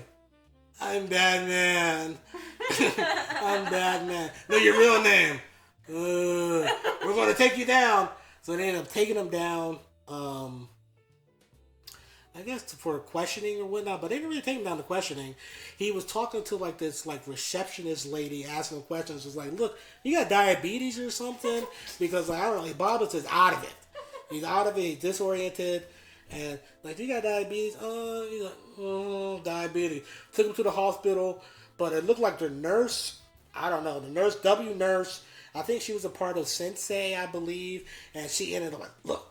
Leave down in the alley, blah, blah, blah, make a left, make a right, car should be waiting for him. Hell yeah. So Sensei was out there waiting for him, and they end up going through. Now, Damn, the resistance is everywhere. he has like kind of like the location. Now he's calling them back up to Overwatch, and they're like, okay, sunset rises, sunset west. Chicken finger this, chicken finger that. And Bob does not know. He's like, man, what the fuck? He's like, I know you don't have fucking kids. How you treating me? What the fuck? And it's like, it just feels like when I was thinking about just being on customer service. And you just can't get past that one person to solve your problem. And he's like, I don't want to speak to your fucking manager. So he ends up like, after like all this back and forth with the customer, was like, listen, sunset rises, sunset west, where does the bird chirp? I don't fucking know. So the manager ended up coming on and was like, okay, if you who you say you are, what's my favorite type of pussy? And this was one of the other French 75 guys. I don't think they really showed on screen much, but apparently they knew each other. And Bob got it right, and then he's telling like all of them, oh my God, this is the fucking Bob Ferguson. So he starts getting like the coordinates to the nun house out there and whatnot. And right now, Willa is still coping with learning that her mom is a traitor and learning that her mom is not who she says, and her dad lied to her. But the nuns are strapped up. They're teaching Willa how to use a gun. I think Willa was fucking shooting a LMG. Just like, they're basically getting ready for war. Mm-hmm. And turns to find out that, Lockjaw, they were just, honestly, they were on it. They were like a couple miles out from them. They ended up following the location for where her phone was, and they ended up like asking a local, "What's out here?" The local at first, I don't know, he was kind of just like, "Oh, a couple of nuns houses right there or whatever." Just lots of nuns. Yeah, just some type of religious, but the guy like it's like a Mexican guy, just like so chill. Yeah, there's Mexican over there, and it's just like okay. They ended up checking it out, but now it's going back because Colonel is still trying to get in this corporation of the Christmas Cabal autographs, like a group of men. So they're doing an investigation, and they found out that Colonel Lockjaw had a relationship between him and Tina, the black girl. And that was one of their rules. You can't have a relationship between them. And it found out that Willa is Colonel Lockjaw's daughter. What? Yeah. Yeah, and it's not. Bob is just, I guess, what the father figure. So that's why Colonel Lockjaw's on the hunt. He doesn't know that the Cabal and like these elite white capitalist people found out about it through their like I would call them investigator. So he's trying to eliminate his past before they found out, but they already found out. So Stephen Lockjaw is looking for his daughter. He ends up detaining his daughter. They ended up like, I think it was so easy. Like out of nowhere, like the military, they just bust through the door and just grabbed her ass. I don't know. I thought they were shooting guns and Dracos. I thought it'd be a little bit more security than that. But they're just talking. Next thing you know, I look up. Like she's picking her up for fucking daycare. Yeah. Okay, here you go. Like, do you have your backpack, honey? Yeah. Okay. Yeah, and they ended up getting Regina because they knew Regina was a part of the French 75. Damn, Gina. Regina. And Sad. I would say, I guess, like Colonel Lockjaw's like right hand man or whatnot. He's basically like just giving Regina like the rundown. Listen here. Just either go the hard way or the bad way. We still know you got a couple names that we want from you. And Regina's like, I ain't no snitch, bitch. I ain't no snitch. And I don't think she ended up snitching. And but Lockjaw ended up capturing his daughter. And they ended up doing a DNA test, but they're going back and forth arguing. Oh, blah, blah, blah. This is not how you're supposed to be my daughter treat me like this, or you got a mouth on you for a woman or whatever. It's like, oh, fuck you. But she's very, like, how do you call it, aggressive. Like, she's trying to get away. She's running away, like, just all that. So they're having, like, this talks about that. Oh, you're my daughter. Your mom was never like this. Your mom had a good smile, blah, blah, blah. I don't know. I have a higher being. I'm supposed to be a part of the Christmas cabal. You are nothing towards me. And I don't think, Willa didn't know what the fuck he was talking about. Willa was just trying to get out there. So, all this is going on. We're going back to Bob. Bob met up from Sensei from the hospital. They're on a damn road trip to go to, I don't know, fucking Route 56. I don't know the destination. But all that's happening, they open up some more beers. Rob's getting rowdy. But since they didn't kind of know, like, Bob had this aura. Like, cause he like, they thought Bob was chill or just whatnot. I was like, oh, I'm with a revolutionist. Part of the French 75. I was like, hell yeah. And Bob's playing, blah, blah, blah. They're drinking, they're driving.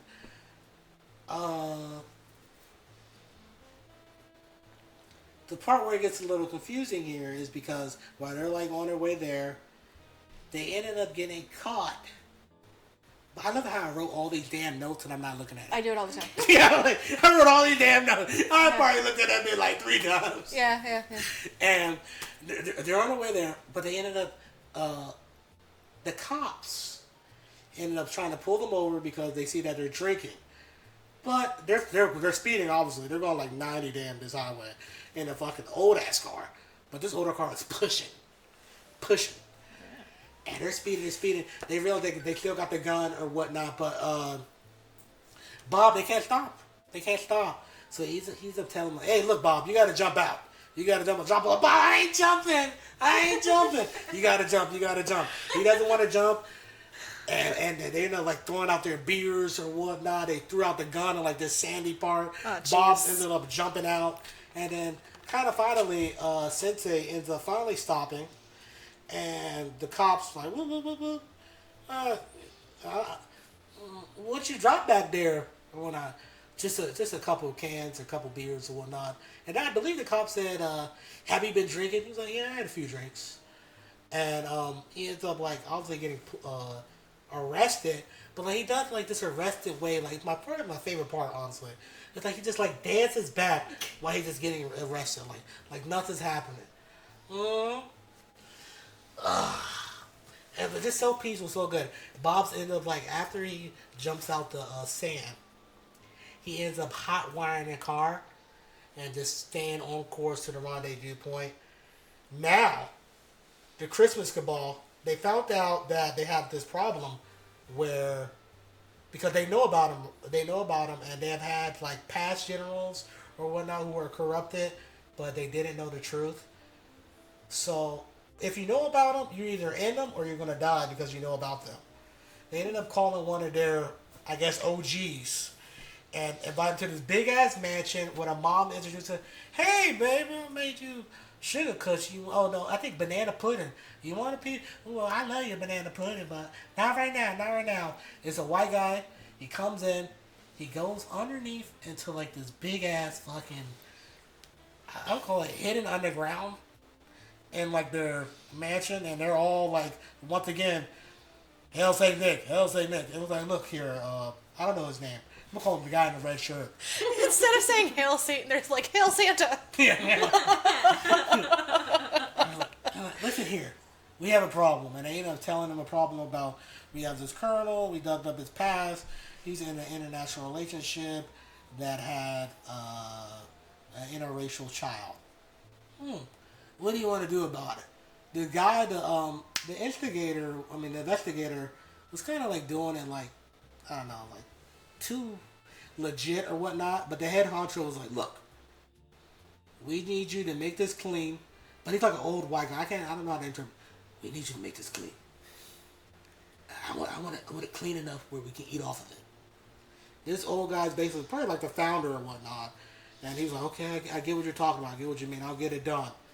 So he leaves. Before they leave, Hell Saint Nick, Merry Christmas. And I'm like, what the hell? So he ends up leaving, and the grandma still asks, I still got that banana pudding. Oh, I gotta have to try it another time. So now, I guess Bob has, Colonel Lockjaw has one of the cabal looking for him, like their assassin looking for him. So he has that, but he has Willa. And it found out that while they were doing like the DNA testing, that Willa is the daughter. And Willa, she was like fucking, I don't know, astonished. Appalled. What? You're not my dad or whatever. You know, your mom looked at me like that. I don't know, he was so like just off topic, but I definitely do like love his character. And kept like he was really into his character. Like, I don't know. Like, your mom looked at me with those eyes. Like, he still like loved the mom but didn't. Or some bitch or whatever. But apparently Tina ended up fleeing to Cuba. And she got the hell out of the United States. And, yeah. So he ends up taking her. He wasn't going to kill, because he wanted to kill Willa. But he ends up taking her to like this, they leave the church, or the non-special secret hiding place that's not so hidden. Because you have a snitch guy that told them. He could have said the car, they kept driving north. But anyhow. He ends up like dragging her. She's resisting. She's tied up, kind of like how they were tied up in the beginning of the movie. He ends up taking her to like another hitman. This hitman was like, "Look, I don't do kids," but he's lying to the hitman. He was like, "Yeah, she's some part of like super killer that's a part of the cartel." But like the killer's like, "What?" Like, he don't really believe that. He's like, "Look, I'll double your pay. I'll double this." And he ends up saying, "Well, can you take him to like this? I don't know. I'm calling like this bootlegged militia group." That like they got like tattoos and beards. Bro got no shirt on, but what do you call it? A bulletproof vest on, but it's like kind of like out in the middle of fucking nowhere. So he ends up taking her there. She's resisting, but like we can see kind of like the hitman kind of showing empathy. He's like, "Is anyone gonna come out to look at? Is anyone gonna like look after you?" He's like, "Yes." While she's like trying to, they're in a Dodge Charger, tinted windows, and it's kind of like a cab. Where you have like that shield. The partition. That's right behind him, and she's trying to kick that down. Right there, and it ain't working. It ain't working. She got boots on, still ain't working. Ends up taking her there, and I don't know. It was kind of like weird here, but it was weird. It was weird greatness. It was weird greatness. They're waiting. He's transferring them over. So like, see, she ends up sitting on the bench. Well, they get there like, oh, you can leave it right there. And he's on the phone. going through with his gun right next to him, and then more people, a part of the same group, starting to come, and they ended up going in the house, and I don't know, she's just like just looking around, kind of accepting defeat, but not really. But the hitman doesn't leave. He stays in his car, and he actually goes get a shotgun or whatnot. He whips out the shotgun. I think he unties her, shooting the guy that's sitting in a chair. Ends up having a gunfight, battle out, whatever. A shootout in the damn apartment. He ends up dying, but everyone else is dead too. So it was kind of like, it was a trade-off. She realized after like she hears like all these damn gunshots, oh, she's here by her damn self. So she gets something to cut the wires off, and then she gets in. She goes in the house to see what's going on. There's just a bunch of dead people. Dead people, dead men and guns. Ends up going back to the car in his car, and just driving. She don't know where the fuck she's driving to, but she's driving. You know who knows also driving? Bob. Bob is driving, and then also we have the guy in the red shirt that's trying to kill Captain Lockjaw. Captain Lockjaw, after transfers over, it's like heading back home, where he probably thinks life is fucking good.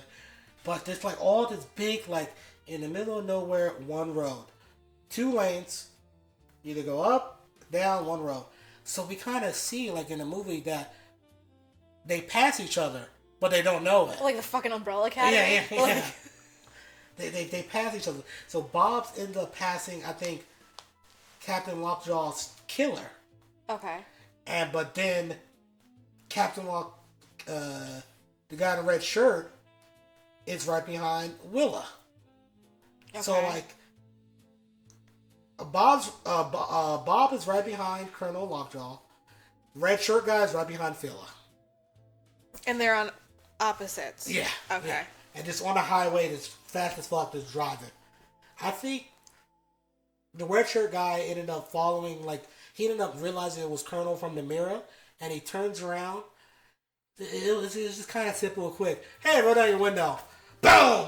Shot his ass in the head with a shotgun. He ends up flipping over to the right into like this it was a cinema. The car is a slow motion, Escalade, black truck, flips, lands in the dust. Yeah, lands in the dust. Just lands flat. So he goes to check it out. Colonel Lockjaw's is laying dead. Blood's out. And, yeah, Colonel Lockjaw's dead. Done. Yeah. But Bob still has to find his daughter. Daughter at heart. His daughter. Daughter at heart, yeah. So does Bob know that it's not his kid? I think he does. Okay. I think he does. What a nice guy. Well, he's the dad that's... Actually, I don't think so. Oh. I don't think so. I don't think so, actually. Oh. Yeah. Drama. Now that he said that. Maybe at the end, or... I don't know if Willa tells her either. Oh, that's fucked. I mean, what's the point? I mean, yeah, her real dad's dead, so... Yeah, because I don't think he knew that Tina and her and Lockjaw were having, like... relations. Yeah, it was weird in the bed. She would, like, finger him with, like, a gun, and, like, oh, you like that? And, like, Lockjaw was like, yeah. Like, Tina was... That's not where those go. Yeah, I don't think that's proper gun safety. Yeah, they did some freaky stuff in it, but they were weird. Very weird. So we need stricter requirements. People be fingering people with guns. As long as it's not loaded. I guess. Maybe clean it. So, Lockjaw's out of the picture. The guy claims that he's dead, and it looks like he's driving. So now it's kind of like, I think somehow Bob ends up making like a wrong turn the wrong way, and now it ends up being like, now he's ended up following Willa, which Willa is, I'm talking about foot on the gas. Gas is fucking. She's a speed demon right now, and like Bob's like in this old Toyota, probably 1950. I'm calling 1950 the way that shit was. 1950 Toyota, just pushing it on the highway, and oh no, here we go. Now, the guy in the red shirt has like an all pimped out Mustang, and he ends up driving, and he ends up seeing another car, which is Willa. Willa notices that another car is following her, and now she's paranoid. Bob is still driving this other way, but I think he realizes that he's like kind of going the wrong way, and he ends up turning around because he sees like a blue Mustang in his rear mirror. Willa is driving on this road, and she sees in her rearview mirror a black Mustang that's picking up speed, but it's like for like 5 minutes they're just like fucking. I know it got to a point in the movie like. Okay, when are they gonna stop? They were just driving, looking, Is driving. this my fate? Cameras are on. Oh my god! And they're like going up and down with the camera. They're just like making you get that real feel of going up and down. Fucking Willa does a 200 IQ play where coming off the hill, she parked her car so the like the blue Mustang didn't know like a hill was coming up. So she parked her car. She ended up hiding like over in the rock somewhere. Parked her car. Red shirt Saint Nick assassin guy didn't know the hill was coming up. It was like, oh shit! I'm gonna smack into her car. And he's obviously disoriented and fucking what the fuck. Willa starts yelling some French 75 names. Like, oh, who are you? Or what are you doing to this? But like she's kind of like in like a shock state. I don't know, it's like she's repeating herself. Blah, blah. Who are you? Are you blah, blah, blah, blah? Like, are you the Rich 75 or something? No. But he ends up, like, reaching for a gun. I'm talking about Willow put, like, a 50 in his ass. Like, pop, pop, pop. Kills him. But I think she just realized that she just killed a guy. Right, because that's traumatizing. Yeah. So it's like she's, like, in another shock. And Bob, like, kind of sees, like, he turns around. He ends up seeing, like, a Escalade, which is Colonel Lockjaw's Escalade, like in like in the dust somewhere to the right, and he's like, "What the fuck?" So he ends up following that road, but I don't think he got out the car. Maybe he did. I think he did. Yeah, he got out the car and went to go check it out, and he was looking for Willa, but Willa wasn't in there. And I don't think a dead body was in there. I don't know. I think he did see Lockjaw, but he ends up heading that same road with them, and he sees like the cars up there. He ends up getting out with his rifle, like, because he sees, like, the cars are parked when he's slowing down, and, like, just trying to scope out the scenery, who's there and whatnot. He ends up seeing Willa, but Willa doesn't recognize him. So Willa's like, who are you, or whatnot? And Bob's like, me, it's your dad. Who are you? Me, Bob, me, honey. Who? And then, like, the light, I think, turned green, like, that little satellite light. Oh, okay, good. Turned green, so they kind of, like, reunited. He showed up the glide and she was like, oh, and then she just started running. I don't think it was really much any more dialogue between that. They ran and hugged each other and they got the fuck out of there. Fast forward here is where we look at the damn phone.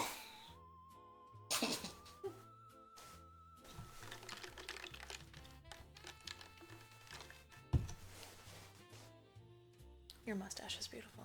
Thank you. I'm like enamored by it. I love the flick. So sassy. And the wiggle. Oh, yes. Bring it around town. Nice. There we go. I'm figuring it out. Yeah, that was great. Thank you. Aw. I feel like my dad. My dad has a nice mustache. For those of you who don't know, my dad.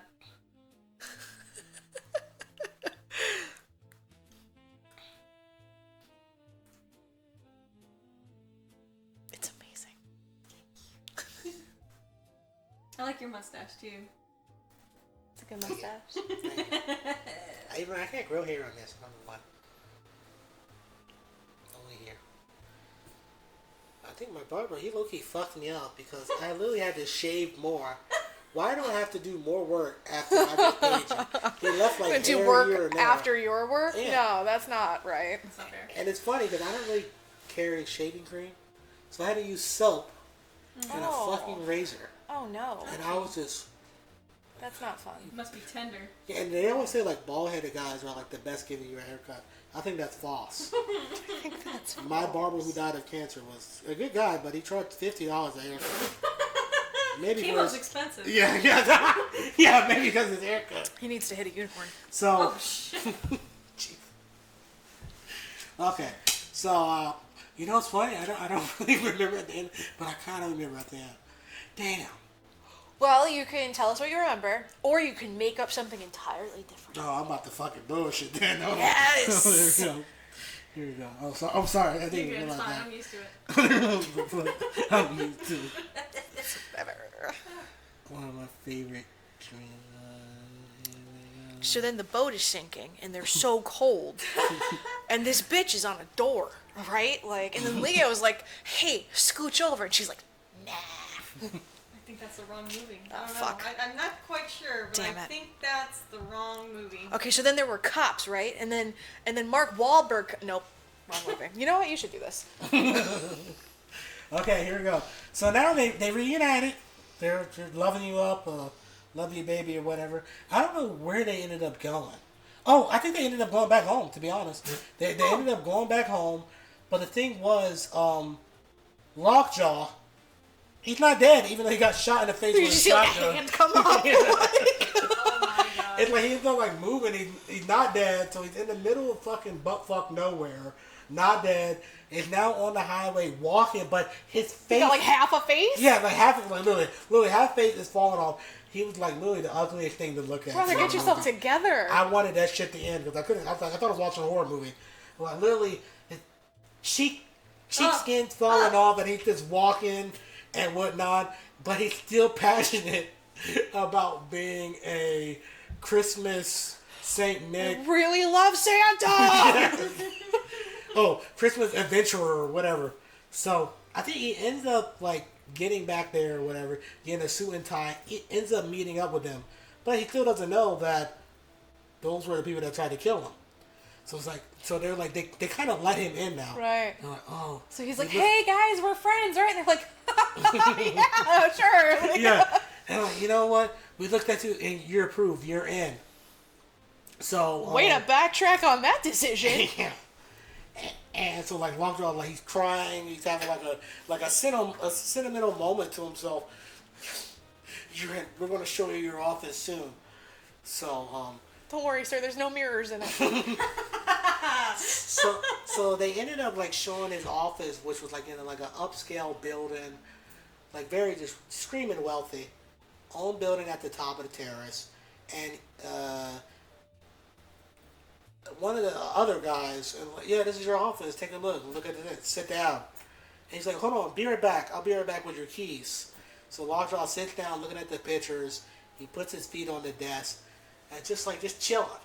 Life is good for him, but it's a vent above him. Uh-oh.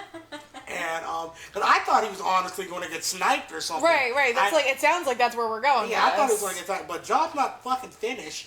But how they do things, they're just so, I don't know. He died such in a niche way. Like, I don't know, just wealthy, like just. So he ends up like putting his He got feet on the smothered desk. with pennies. Yeah, and he's just chilling, and he realized the camera kept hinting towards the vent. Sure. So I guess he got basically gassed. Okay. Oh. But like he was sleep, like gassed in a way like just death. Right. So he's like, So you go sleepy bias. yeah, and then like he stays in that position, Night night. and then as you see the camera's pointing to the vent, he gets gas, and they basically get him out there like he's like a plague. Like it's people in hazmat suits. They come Right. clean him up, and they take him out of the thing, and they got like this own, what do they call it? The fire thing. You can burn the human bodies. Like a crematorium? Yeah. Yeah.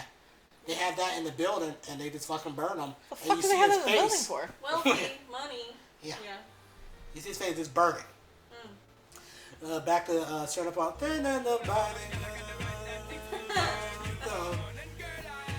So locked on. So here we go. So Bob and Phila, they're back home.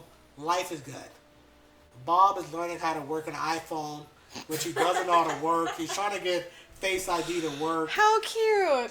And fucking bullshit to work, and Will's like, Dad, you have to press this, you have to press that. He still doesn't know what the fuck's going on, but it turns out Willa turned into like a revolutionary activist where she has like her own radio, and like she can kind of hear like what's going on, where like there's another protest there, another protest there. So she's kind of taking in her dad and her mom footsteps, And the cop's like, okay, bye, Dad. I have to go. She hears something on the radio, and she goes to a protest event. And that was it.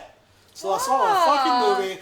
I took you everywhere. I definitely did not go in a chronological order. That's okay. We Tarantino'd this bitch. I like it. So I love that. So but it was really great. I think you guys should see it. Yeah.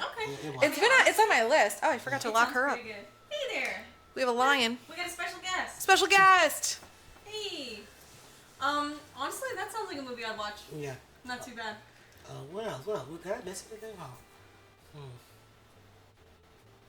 So Bob's learning Facebook. Yeah. Good for him. Yeah, Bob and Sensei's chemistry on camera. The Sensei, the guy, he plays the lead actor in what's it called? Sicario. Yeah. It was like a military American cartel movie, which is really great. It sounds like fun. It sounds like a fun film. It sounds like a good I mean, except for the movie. like half face thing. Yeah. That sounds rough. Oh, well, I want to see that part. But I mean, I love a good long movie. Yeah. You know, I love it. I think it was good because it probably takes up with like a lot of political takes that you guys align with. Yeah. Yeah, No, I so- like that. Like that whole like woohoo, yeah, Yeah. let's free people because Yeah. they shouldn't be detained anyway. Yeah. They're not supposed to be here. Viva la revolution! And they're like corruption politicians. Yeah, fuck that shit. All that. Let's just be good Power. people. That sounds like a hoot. I want to watch that woke ass movie. Yeah, and Yeah. being controlled by like just, a couple individuals A couple of bad apples. that's ruling millions of people and decisions and making decisions for them. But I thought it was great. Because it kept you on your toes. It didn't feel like it was 2 hours and 42 minutes until you left the fucking theater. But it was good. Your whole back is like. Work outside. Shit. Yeah, that one sounds fun. Oh, good.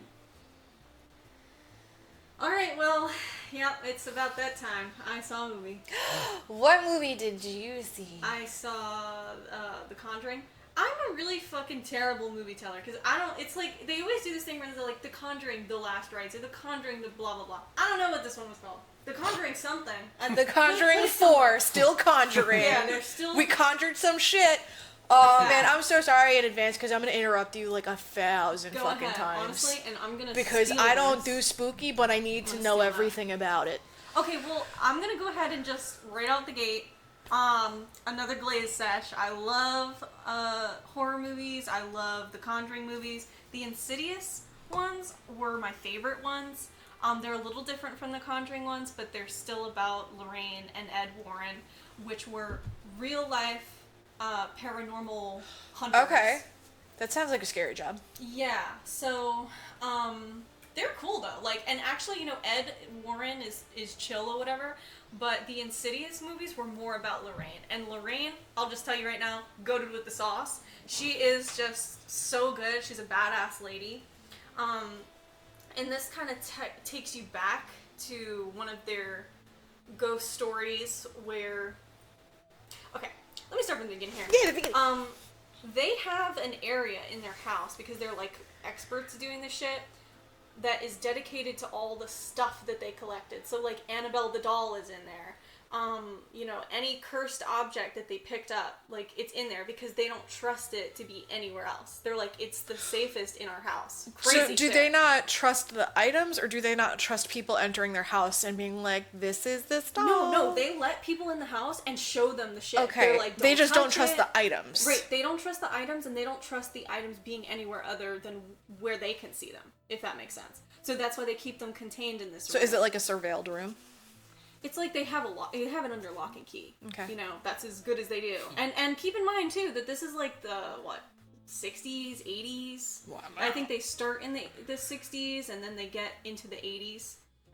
In this movie in particular, the Insidious movies were when Lorraine was an old lady. As of right now, she's like a not young woman, like a middle-aged woman, like time to have some children ass woman. So, like the clock is ticking. So they get So like busy. my age. Like, Well, hey, I didn't say, hey, buddy, I didn't say it. Oh, she's shit. exactly 36 and 3 weeks old. Well, she said it, not me. But anyway, so they start here in I want to say the 60s, and they show Ed and Lorraine Warren. And Lorraine is like, she dresses not even for the times. She dresses like a Victorian woman, even though they're in the 50s. That's creepy. It's weird. It is a little weird. And Ed is just like a regular dude. He is this one guy. Patrick He's in Wilson. a lot of stuff. I don't know. Okay. Oh, somewhere up there. Guys and stuff. And and he's good, and he's a nice looking man, not gonna lie. And then so Ed and Lorraine, they walk into this old creepy ass house, of course, and we know nothing of the story really. Like, we just know that this family asked them to help. So they go into this creepy ass room, and Lorraine finds a mirror. Uh-oh. And Lorraine is pregnant as fuck right now. Like, she's super mega pregnant. So she's got like one hand on the belly, and she goes up to the mirror, and she's like, I'm Lorraine Warren. You know, she gives the mirror her full fucking name. She's like, I'm Lorraine Warren, and I'm here to help. This is where I live. And you should know, yeah. And you should know that this mirror, like, looks scary as fuck. Like, it is a big bronze, like, framed mirror, and it's got 3 cherubs, like 3 little angel babies at the top that are kind of, like, looking down at you as you look in the mirror. And she's like, I can feel your spirit. And so she puts her hand up to the glass, and it breaks immediately. And then she goes into labor. So, obviously, she's now at the hospital with Ed, and she's, like, hella paranoid because she felt something in that mirror. Right. And she's, like, worried about her baby. So, they're doing the stuff, she's pushing that motherfucker. They won't let Ed in the room with her, which is weird, because usually they're like, hey, Daddy-o, come on along, want to see all the bits? You want to pass out and get in the way? Yeah, want to cut the cord? They don't ask him to do any of that. They kind of basically tell him, get the fuck out of the way. And they do the doctor stuff. And then, the baby is born with the cord around its neck. Oh, so no. the doctor gets these big ass scissors, and you're already like, oh, I don't know. I don't know if I trust this dude. But he, does the thing, puts the baby in, like, the little baby Tupperware, and then, puts it there, and he's like, oh shit, she's still bleeding, like Lorraine is still bleeding. But there's no baby crying. Like, there's no noises happening. Well, that's not good. Yeah, so the nurses are like, hey doc, like a little look over here, because this is not looking too good. And so he goes over there, and he's all like, damn. And then he's like, well, sorry, baby dead. What are you gonna do? Yeah, he's like, tough. And then so she's really upset. She's like, give me my baby right now. Like, I want to touch my baby. I want to hold my baby. Oh, so he that's sad. gives her the baby, and the baby is like blue, cold, just born. And Lorraine is like praying. She's praying to the baby. I missed this part, but like earlier when Lorraine was walking up to the mirror, she had a rosary in her hand. So we're trying to get the vibe that she's fairly religious. Sure. So, so she's praying to the baby. She's like, please God, please give me my baby back. Like, please let her live.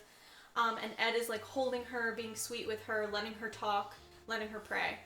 And for like a minute, she prays. And you're, as the viewer, you're watching this. And it's a movie, so of course you're expecting the baby to come back to life. And it does, of course. So the baby cries and it's all like, wait, mommy. And then she's all like, oh my God, my miracle baby. So fast forward, they cut to another family, completely different family.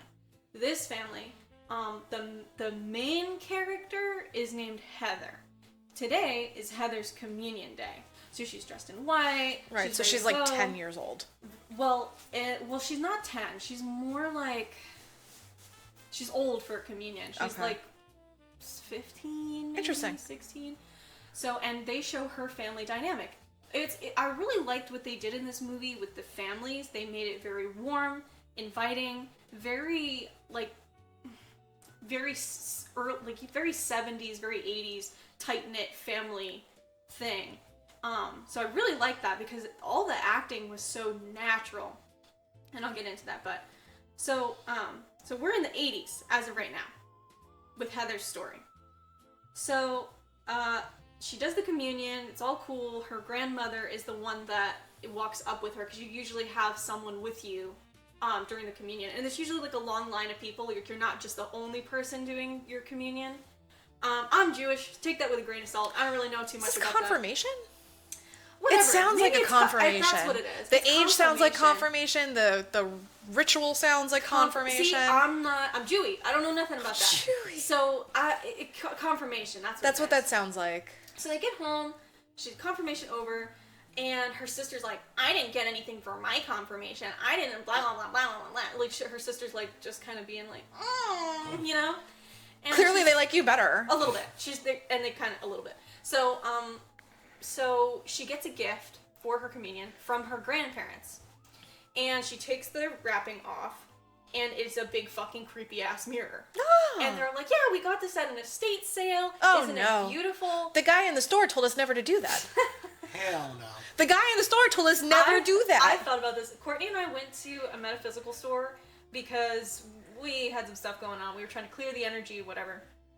And the guy literally told us about mirrors. He was like, I don't know why people go buy mirrors and they've got bad vibes in them. Like, you gotta smudge that shit. Yeah, every time you buy a mirror, you gotta sage that thing. That's what this guy in the store told us. So I had this thought when I was watching the movie. I was like, yeah, like mirrors are bad news. Mirrors are bad news, and also like really old creepy mirrors with like little babies on them. Like, of course, that's really old creepy bad news. Look at this mirror. If you look at this mirror for any period of time, you're like, that shit is haunted. But these are white people, so with a grain of salt.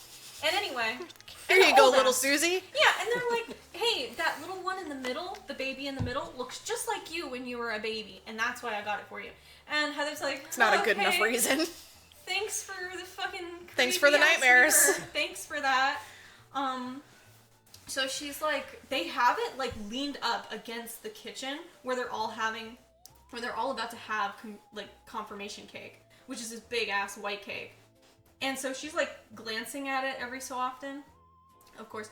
And they put a candle in the middle so that she could blow it out, and something like blows out the candle. She yells at her sister. She's like, why the fuck would you blow out my candle? Like, that was whatever. But it wasn't her sister, was it? The sister was like, I didn't do shit to you, lady. Like, but also you're the favorite, so fuck off. Basically, basically.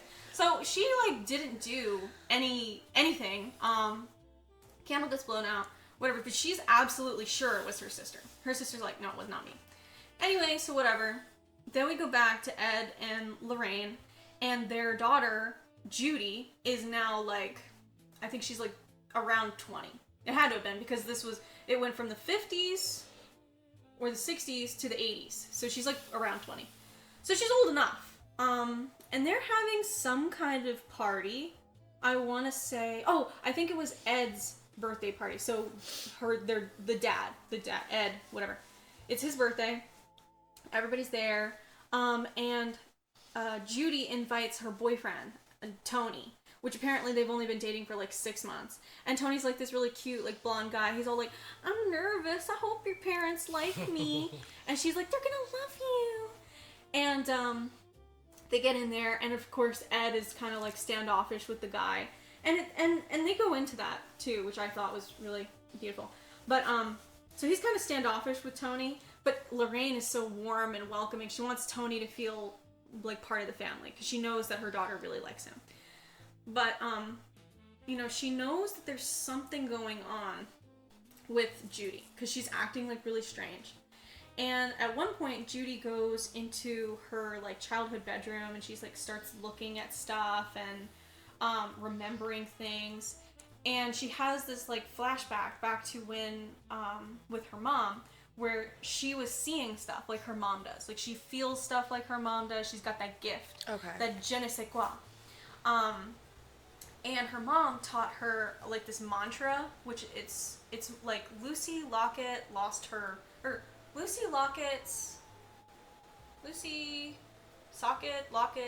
put it in your pocket, some bullshit like that. Something like that they teach her to basically lock out the ghost. Sorry, everybody. Let's get down to business to defeat the Huns. Yeah! Right. Anyway. My hero. Okay, Lucy Lockett, pocket, lock it, drop it, don't put stop it. In your pocket. Yeah, exactly. So they shut out the ghost. That's the coping mechanism. Doesn't seem very healthy, but we're gonna get into that. And so her mom can tell vibes are weird. She's like, what's going on with you? She's like, I don't know, just don't even worry about it. because she knows her mom kind of is a little overbearing. So she, like, gets in the habit of not telling her stuff like she used to, just because she doesn't want her mom to worry. So mom's spidey senses are tingling or whatever. They have the party. We find out that her dad kind of has a bad heart. He's already had a heart attack once. Oh. And so the doctor's kind of like, you look good for an old man. However, you know, that ticker, you gotta be careful. Shit ain't working. You just gotta be careful. And apparently, like, no, he's got, like, a strict diet of stuff. Maybe don't get really scared for any reason. Yeah, don't do that. Don't do it. Wink. So, party. Oh, Tony talks to her parents and is like, I love your daughter. I know it's only been 6 months. I want to marry her. Obviously. Yeah. And, we also find out Tony used to be a police officer. He doesn't talk about what happened, why he's no longer a police officer. That's interesting. I thought so too. I was waiting for a BLM moment where that's not what happened, but I'll get into that. So, the dad has kind of like a moment with Tony, and he's like, look, Judy almost died when she was a baby. And so she's like, she may be your fiance, but she's like our sweet little angel miracle baby. Like, nothing can happen to her. And you know our family is not like other families. Like, I don't know how much she's told you about what we do, but like... She's not like other girls. Right. No, she can see the undead. Like, yeah. And he's like, just kind of worried, like, are you sure you want to do this? Because she's a little cookie, like her mommy. And he's all like, fuck yeah, I want to do this. So he's like, you know what? Let me show you the basement. So he shows it. It's not really the basement. It's so ominous. It's not really the basement, but, you know, wherever they keep that shit, it's like... Oh, like their room of horrors? Which he shows everybody. Like, everybody who comes to the house right. is like, this is our room, full of this shit. It's like, he has this right, it's not like the protective dad with the shotgun. It's just like, you know, yeah. This is part of the tour. Like... So he's got, like, this rehearsed spiel that he says to literally everybody that he takes in the room. He's like... This is the shit, don't touch it, everything's in here is cursed or fucked up or whatever, don't touch it, whatever. So, and then they're talking, and he's like, you know, you're a good kid, Tony, or whatever. And, I'm fucking this up, but whatever. He had the, like, ring with the proposal box on the table, and, like, she walked in at the right moment and was like, oh my god, is that for me? And... He was like, you know what? Fine, it is for you. And would you like to marry me? And she's literally before he can get it out, she's like, yes, girl, yes. Wait, are they in the horrors room still, or did they move on? No, they're outside of that. Okay. That's why I fucked it up. But it's whatever. Compare. It doesn't matter. So they're gonna they're engaged or whatever. Fast forward some. Her mom, her, and Ed go out to dinner, and they're talking. And Judy, like, looks behind her and she can, like, hear, like, whispers of stuff. And she's like, that's weird. And then she redirects herself back to the table and she notices her daughter is like, muttering. She's like, Lucy Lockett lost her pocket, blah, blah, blah, blah. She's, like, literally in, you know, catharsis. I don't know what that word would be, but she's kind of like... catatonic? Catatonic. She's catatonic and she's mumbling and she's kind of shaking. And her mom just places her hand on Judy's hand and is like... You know, just makes eye contact, and she's like, oh, you know, like, I'm good. It's like it grounds her. But as soon as she pulls her hand away, she looks at Judy, and she sees, like, a hand that was on Judy's shoulder. Spooky hand! It's a spooky hand, but what's weird about it is, like, I'm gonna borrow your prop, Chance. Like, the hand is on her shoulder, but as soon as her mom sees it, the hand goes like... Oh, it slithers away! Away. That's gross! And I loved that part. I was like, ooh! Oh, that's disgusting. I can't take a shower tonight because there's going to be a hand on my shoulder. Oh, God. When I saw that part, I literally went, ooh! Like, exactly like that. Oh, gosh. It was so, ooh. And the mom at the dinner table goes, ooh! And then everybody's like, Lorraine, Freak. Are you good? And she's like, yeah, I'm totally fine. There was a spider. I just got spooked or whatever. So, like, all this stuff. Okay, back to Heather in the creepy mirror house. Right, I was gonna ask about the Heather creepy mirror situation with the creepy candle. Yeah, they go back and forth. It gets kind of muddy, so sorry for the chronological bullshit. So, really fix my stash. Back to Heather. Heather's all like, dude, this fucking mirror, it's so weird, it's creepy shit's happening. The mom is like on the phone with like one of those, you know, kitchen phones with the cord because it's a long time ago. Courtney. she's on the phone. She's talking to somebody. Yeah, Heather. Blah, blah, blah, blah, blah, blah, blah. And she sees, like, she can't pull on the cord anymore. Like, the cord's kind of short. And she's like, what the fuck? And she looks behind her, and the cord is, like, in the pantry. Like, in the dark-ass, open pantry. And she's like, girls, stop messing around with mommy like that. You know I don't like that. And she's yanking on the cord. And the cord, like, pulls the phone out of her hand. And it comes into the pantry. Where is the phone is mounted in the kitchen? Yes. Not in the pantry. No. No. No, the phone is mounted in the kitchen.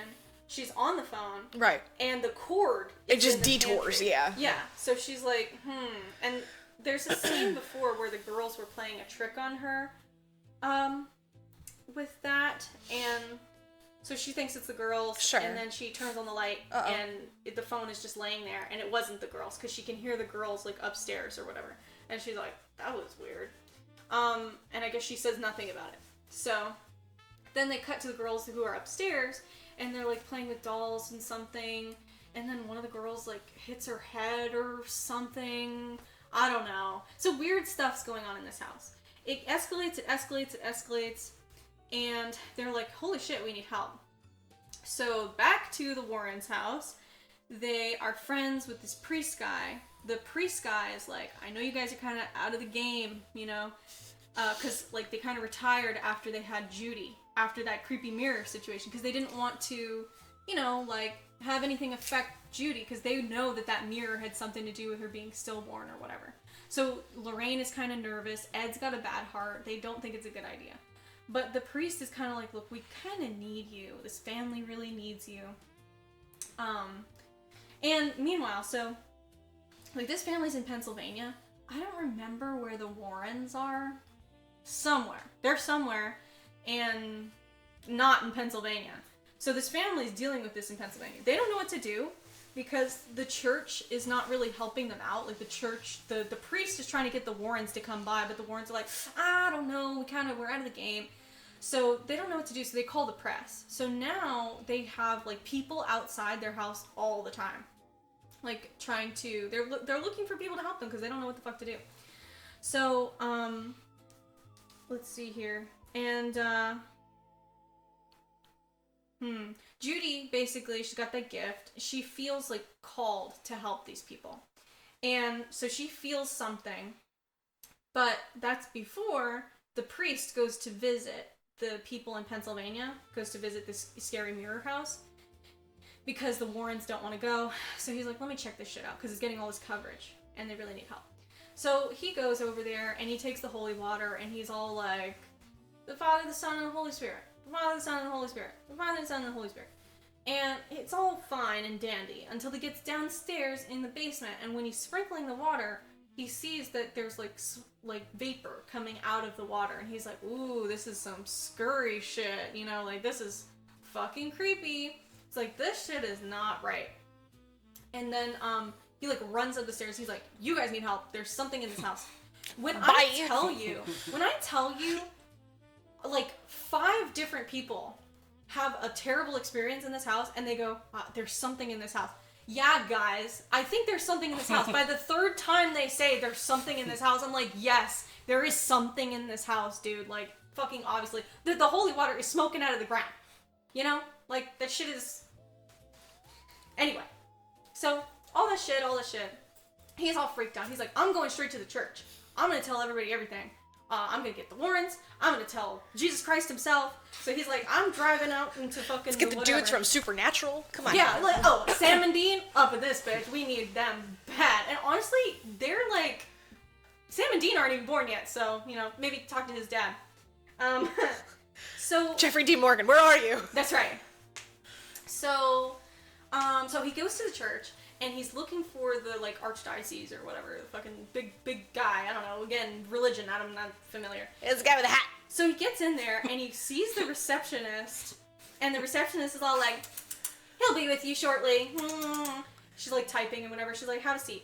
So he, like, starts hearing this, like, whispering as he's sitting and waiting, and when they pan out, the receptionist isn't there anymore. Ooh. She was, like, there, and now she's gone. Oh, no. And he's like, looking around like John Travolta, like. What do I do? And then he sees. Oh no, I'm getting ahead of myself. So he's like, where the fuck did the lady go? And then the phone starts ringing, and he looks around. He's like, well, she's not coming back. So he goes to answer the phone, and the phone is in Judy's voice, and it says, "You can go now."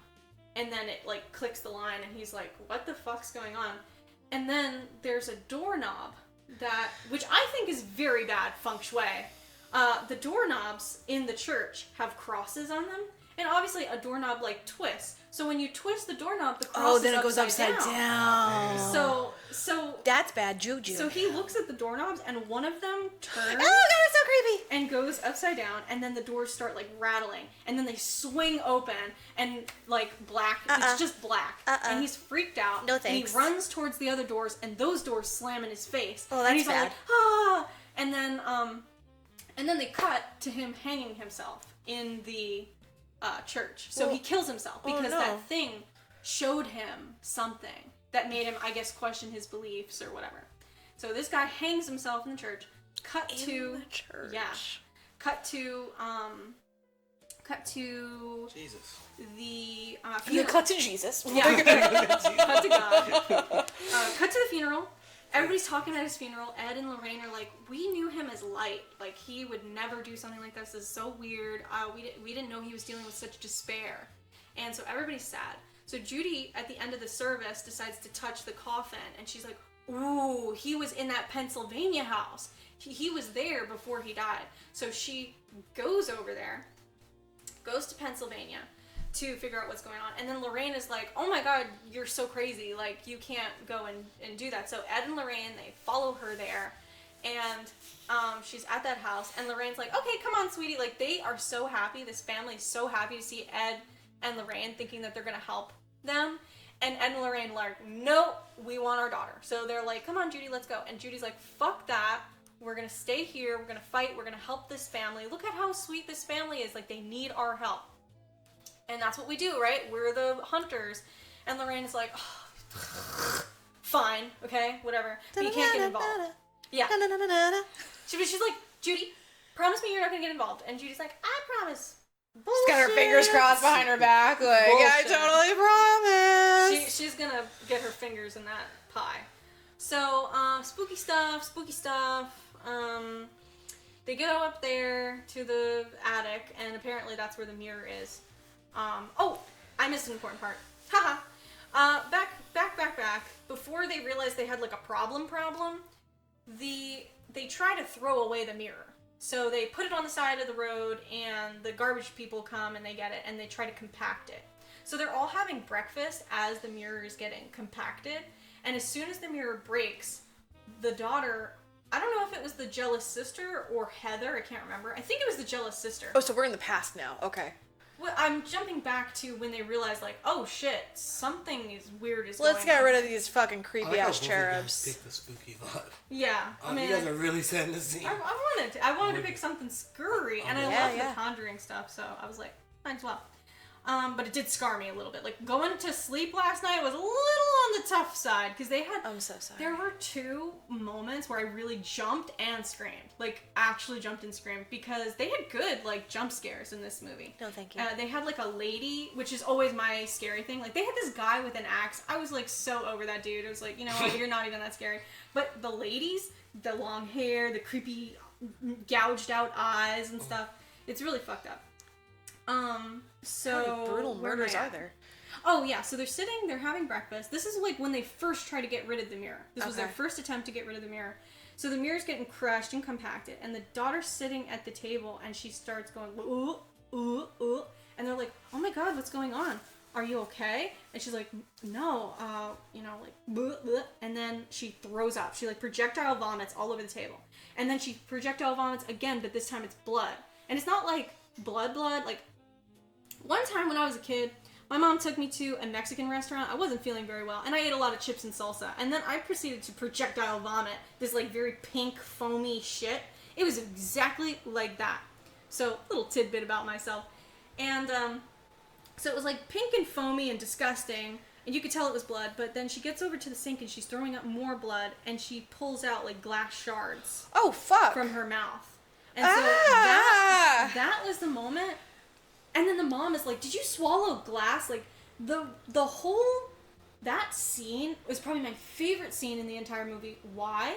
Because the reaction of the family around her was so natural. Like, I've had a seizure in front of my family. I've passed out in front of my family. I've had, like, serious medical moments in front of my family.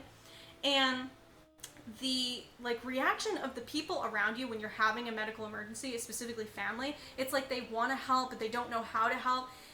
It was so natural and perfect. Like, I love this scene so much because it was so realistic to how a family would react. It wasn't just screaming and crying. It was also these random questions that you know she can't answer. Right. Like all this stuff. Like this, was like little, panicking. like helplessness Right. in the Exactly. emergency. It was a really good scene, really well put together. So this is at the point where they're like, "Fuck, we need help." So that was before they called the press and did all the stuff, and so now back to they're trying to help them out. Judy's there, Lorraine is there, Ed is there, and Ed is making pancakes for the family, trying to calm them down, like. And Tony, the boyfriend, is like, so do you do this every time? Like, do you make pancakes for every people you help out? And he's like, kind of. Like, we just want to make them feel comfortable and calm because the entity really feeds on fear. It feeds on their hopelessness. So when you give them the idea that we're here to help and that they're not alone, it really quells those feelings. So Tony's like, huh. This guy is special. Like, you could see in his eyes, he's all like, "Daddy," and then Can I call you that? Yeah, basically. I mean, he can. I mean, it's his fiance at this point. So Ed's like, tell me about why you're not a cop anymore. And he goes, "Oh," and I'm like, "Oh, here we go. He shot a black person. I know it. But that's not what happened." So apparently, he was responding to a domestic violence call, and they knock on the door.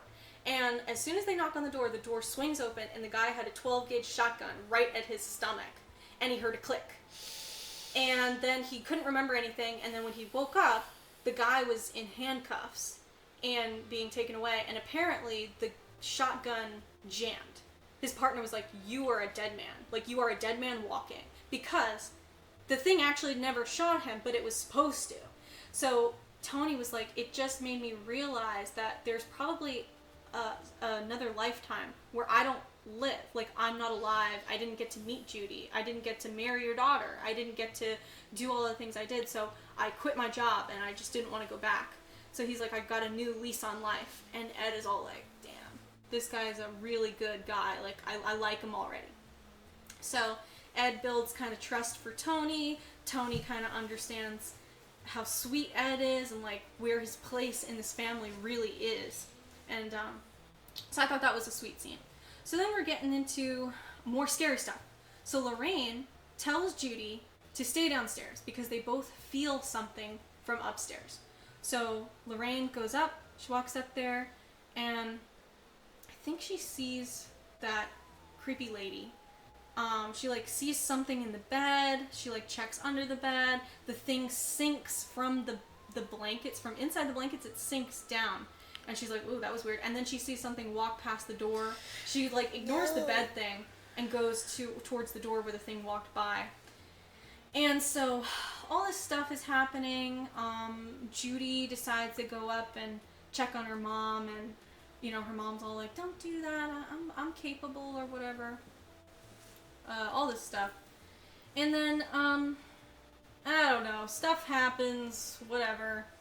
At some point, Judy is around and alone, and she hears her mom calling her from upstairs, and she's like, "Mom?" And then she goes over there, and the attic is open with the ladder down. Don't go up. And Don't go up. They're like, "Sweetie, can you come here?" No. And she's like, Nope. like you can see in her face, she knows something's not right. So I'm thinking like, girl, you felt something was upstairs. You know something's not right. You kind of know that that's not your mom's voice. Don't go up there. She goes up there. Of course she does. And then she's like looking around. She's got a flashlight. There's like, in the attic, there's like insulation and stuff. And they've got floorboards that are kind of covering that. And like, I don't know if you've been in an attic before, but you like are supposed to walk on the trusses and not on the insulation because then you could fall through the ceiling. So they've got these like little rickety like planks that you walk on top of. So she's walking on top of it, she's making her way, and she thinks for a moment that she sees Annabelle, which then we learn she's got real trauma from her parents doing all this paranormal shit and feeling all this paranormal shit. She's got trauma with Annabelle. Like, there's something about Annabelle that used to like haunt her when she was a kid, and that was a lot of like the locking away that she did, the Lucy Locket thing was to do with Annabelle. And if you don't know anything about Annabelle, Annabelle is actually a demon in a doll body. So it's not just a ghost, it's not just a cursed item, it is a demon. So, whatever, she gets all spooked, and then she sees the mirror. And she sees that the mirror has a crack in it. She touches it, and she sees her mom, and she's like, wow, that's weird. And then the mirror cracks again. And then she falls backward. And then they hear a thud from upstairs, and so they come rushing, and they see that it's Judy, and they're all worried, because Lorraine is like, oh, holy shit, that's the mirror. That's the mirror. And they take Judy down, and she, like, I don't know, hit her head or whatever. Creepy shit. And long story short, this thing possesses Judy, because of course it does. And they're all worried for her. And she's like, oh, Mom, I don't feel well. Like, her nose is bleeding, her head is bleeding. And the two dads, Ed and Heather's dad, like the spooky mirror house dad, they get together and they're like, you know what? We're going to wrap up this mirror. We're going to take it to my house where I keep all my cursed shit. So they wrap up the mirror. They say, like, a prayer, because you're not supposed to touch it. You're not supposed to look at it, obviously, because it's a cursed object. And he tells the guy, he's like, look, this thing is not going to want to leave this house. So when we take it out of here, don't look in it. Don't, like, just focus on getting this fucking thing out of here. Ed's saying that. Yeah. Ed is saying this to the dad guy. Tony's like, I'm going to go start the car, because it's, you know, like an old-ass car. You got to start it up. Get it ready. So they are carrying the mirror, and he's like, the mirror kind of feels like it's getting heavier, right? Right. And Ed's like, yeah, this thing is going to be stubborn. Just try not to pay attention to it. Just look at me. Look at me. We're going to get through this together. And then, as they're getting closer and closer to out of the attic, the thing starts taking the belts that are holding the cloth. Like the covering. It starts taking it off, and the guy's like, Ed, what do we do? And Ed's like, just look at me. Do not look at this fucking thing. Yeah, that's not gonna work. That's not what happens. So the belts come off, of course, the thing flies off. It literally blows away as if there's like a fucking turbine wind thing. Got a tornado inside of the house. Literally, that shit just goes whoosh, and then, and he looks fucking directly at it, and Ed's like, oh my god, dude. There was literally, one what the rule. fuck The did I one tell you? rule. And I thought this, I was like, why didn't you guys just carry it Upside down? But you know what? Just, you know what? It's fine. It's cool. So he looks at it and he sees the thing up in the attic or whatever, in the higher trusses, drops the mirror. The mirror goes sliding down the ladder, and this guy obviously fell. So now he's got like his foot pinned up against the like bottom of the mirror thing, and Ed's like, dude. Anyway, so he gets down there, he helps him out. Tony has brought the car around by this point, but Judy now is terrorizing everybody. She's like all spooky and creepy, and she's like, mommy, and blah, blah, blah, and all this stuff. And so like the front door is locked, so Tony can't get in, and the family can't get out. So they're like freaking out, they're slamming on the door. Tony's like, don't worry, I'll help you. And I'm thinking in my head, I was like, dude, I would have wanted the police officer with me, the ex-cop with me, instead of this schmuck. Because he ruined everything. He literally ruined everything. You ruined everything. Everything, dude. Like, stupid fuck you. bitch. You're dumb as hell. And also, the daughters were like, prior to all this, they were like, can't we just move? Like, can't we just leave Right, this it's probably fucking a place? lot easier to just leave the house. And he was like, we can't afford that. We can't go to a hotel. There's like 8 of us here because they got the grandparents, they got the kids, Oh, they got the Jesus. whole fucking kit and caboodle living in that house over there. It's like fucking Charlie from Willy Wonka. It is like Charlie, yeah, but also the house is gigantic. So it's like, you can't afford a motel, but you got this fucking house and whatever. And I thought about that for a minute. I was like, damn, it's really devastating to lose your house, like the thing that you built. You spent so much time getting and so much time earning. You just lose your house to some fucking demon? Like, how, that sucks ass. That really fucking, you get displaced. Which I was kind of like, damn. So, but anyway, this fucking schmuck, you should have brought Tony with you. He's way better anyway. So, long story short, somehow Tony gets the door to open. The family goes outside. Tony comes inside. Judy and her bullshit, and they, whatever. She's back on her shit. Yeah, and they go upstairs, and now they can't find the mirror or something, and then the mirror comes back, and it's flipping all around, and they're like, it's like floating in the air and going helicopter. It's exactly like that. It's exactly, and I'm like, bro. At this point, I'm like, dude. And it's like a full-size mirror. It's a this mirror is fucking huge. I mean, it belongs in a museum. That shit is easily over 100 pounds. It looks fucking. It's old. There's no redeeming qualities to this mirror. I don't know why the stupid ass white people picked this up. At Fucking grandma. God damn it, grandma. And she gets carried out in a stretcher at some point. And it's like, dude, come on, seriously, like that. Of course, that's what's happening. So died of bad taste. Yeah, for real. And I'm not gonna say you deserved it. Okay. So mirror's doing a 360. It's crazy, and they're all like, whoa. And then the mirror like slams down, and somehow it ends up on Tony's leg, and it's like on the shin part. Ow. And so and it's like moving. So the mirror's coming closer, and so he gets his shin like degloved. Yeah. So the shin meat is all like. Yeah, so, and then they're like, oh my god, Tony! Oh my god. And then something happens. Somehow, I don't know if the mirror gets up and then back down or something, whatever. It gets, like, on his neck. No! But he's not dead. So it's kind of like, because it's like a oddly shaped mirror. Is he regretting his life choices at this point? No, I think he's because all I like, sure as shit would be. I'd be like, you know what, this family is not worth it. Yeah, Like, I honestly, I think he was probably like, I'm into it. But, so, then they're looking in the mirror, and the mirror is like got all the family, but like the demon side, the demon version of the family. And like, nega family. And like, so they're moving closer and closer, and it's like on Tony's neck, but like in the crevasse. So it's still like hurting. Tony's purple, and then Tony's purple. and he's like, hey guys, can we fucking hurry this up? And Tony, or no, Lorraine and Judy are all like, what do we do? And then now, of course, Ed is all like, my heart. Oh, my heart. And then, so he's out of commission. So you got Tony on the ground. Ed's all like, and then, so Lorraine and like, Judy are like, And Tony's like, hello. yeah. So they're like, And so, of course, Judy goes back to her bullshit where she goes, Judy Lockett, sit in pocket, like that worked all these other times. And her mom is like, you know what? No. We're not going to hide anymore. We're not going to lock them away. Now is the time. You got one dying of a heart attack. The other one's getting asphyxiated by a goddamn mirror. Now's the time to take a stand. She's like, we're not running away anymore. Oh my god. We're going to fight.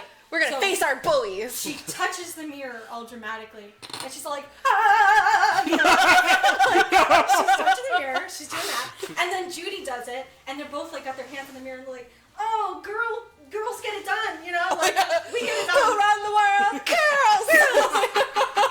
So fucking Beyonce busts through the mirror. Like, honestly, that would have been we run this motherfucker. Like, that would have been so way more entertaining. Then it would explain the wind. It was just whoosh in her hair. Whoosh. Honestly, that would have been a way better movie. But that is not what happened. Damn. So they got their hands in the mirror. The mirror's like cracking and shit. And I don't know what the fuck happens. I don't know how they get it off Tony's neck. I don't remember. I literally fucking can't tell you because I'm so distracted at them being like, and the demon family, electrocuted, and the demon family's all like, through the mirror, looking at them like, no. And then they I don't know, the mirror fucking something happens, it breaks or whatever, and then happy ending, I guess. Like the ghosties are gone, and then they take the mirror. Still, the mirror ends up at Ed and Lorraine's house. So it's like not gone. And how did they get it off Tony's neck? I don't know. I can't fucking tell you. I'm bad at this shit. I was just so distracted. So all that happens, and happy story. At the end, Judy and Tony, Judy and Tony get married. They throw the rice and they do the thing, and then they have like a beautiful moment. Ed and Lorraine are dancing at the wedding, and Lorraine goes, I just wanted to tell you, Ed, I had a beautiful dream. And he's like, what's that, Lorraine? And she's like, I just imagine us getting old and we become grandparents and, you know, we finally write that book and it's terrible. And then he's like, oh, Lorraine. And she's like, oh, Eddie. And then at the end they roll credits and they talk about the actual Ed and Lorraine, and they talk about how Ed eventually at like 70 something had a stroke, and Lorraine was like with him for years until he died. I think it took him like 5 years to die after the stroke, which he was like, he was just invalid after the stroke, so like he couldn't move anymore. So it made him like that, and so she took care of him until he died. And then, of course, Lorraine becomes an old lady, and we know that because of the Insidious movies, because she helps them, and she's a super mega badass in those movies. So we know that, and so literally it got tied up with a bow. It was like horror. It's so rare to watch a horror movie and have a happy ending. This one had a beautifully happy ending. That's nice. So warm, so pleasant. I didn't expect that. And then at the end, like I said, they rolled the credits and started talking about their lives and how I kind of love that. went. Yeah. And so now, here's an extra little special tidbit, because I'm a weirdo who likes to look at stuff like this. At one point, when Ed and Lorraine both passed away, obviously Lorraine well after, I'm not sure exactly what happened, but somebody took over their estate. I would have to do more research into this, but they ended up, there was some kind of company that took the items, they had the items in their possession, and were taking them on a world tour, basically. That's a terrible idea! They were doing that. And then they had, like, moments where Annabelle kept getting lost. I was gonna say, which one got lost? Annabelle kept getting lost, like, in places like Texas or wherever, and they were like, oh, we lost Annabelle again. Haha, isn't that crazy? And a lot of people have, like, a debate as to whether that actually happened or whether that was, like... folkloric. Yeah, to make more shit for the movie, because I think around the same time Annabelle was coming out, so it's like, oh, we have her in theaters, but where is she really? Yeah, and take your pick as to what you think. I'm a skeptical person when it comes to stuff like this. Like, I'm definitely spiritual, but I would like to choose not to believe in stuff like that, because I think my life would be very much over if I knew that I was being watched all the time and that was a possibility. No. It always feels like Somebody's watching me, and I got no privacy. Whoa. Yeah. I would like to think not. So, Yeah. And anybody who tries to challenge me on that, shut the fuck up. There's a reason I don't have dolls. They're fucking Don't creepy Oh. as shit. Another beautiful tidbit that I know. Warner Brothers, at some point, because they took over this whole, Blumhouse franchise, the Conjuring and whatever, they did a poll back when they were, like, trying to figure out what movies they wanted to make. They did a poll as to people's fears, and one of the top fears was dolls, which is how they were like, we should make a movie about Annabelle. And that's how that movie came along. And they couldn't get the rights to make Annabelle look like the actual Annabelle doll, because that's Doesn't she look a little like a Raggedy Ann doll? She is it is literally a Raggedy Ann, and they couldn't make Annabelle be a Raggedy Ann, so they were like, let's make her all weird and witchy. And I'll be honest with you, I'm not scared of, like, the look.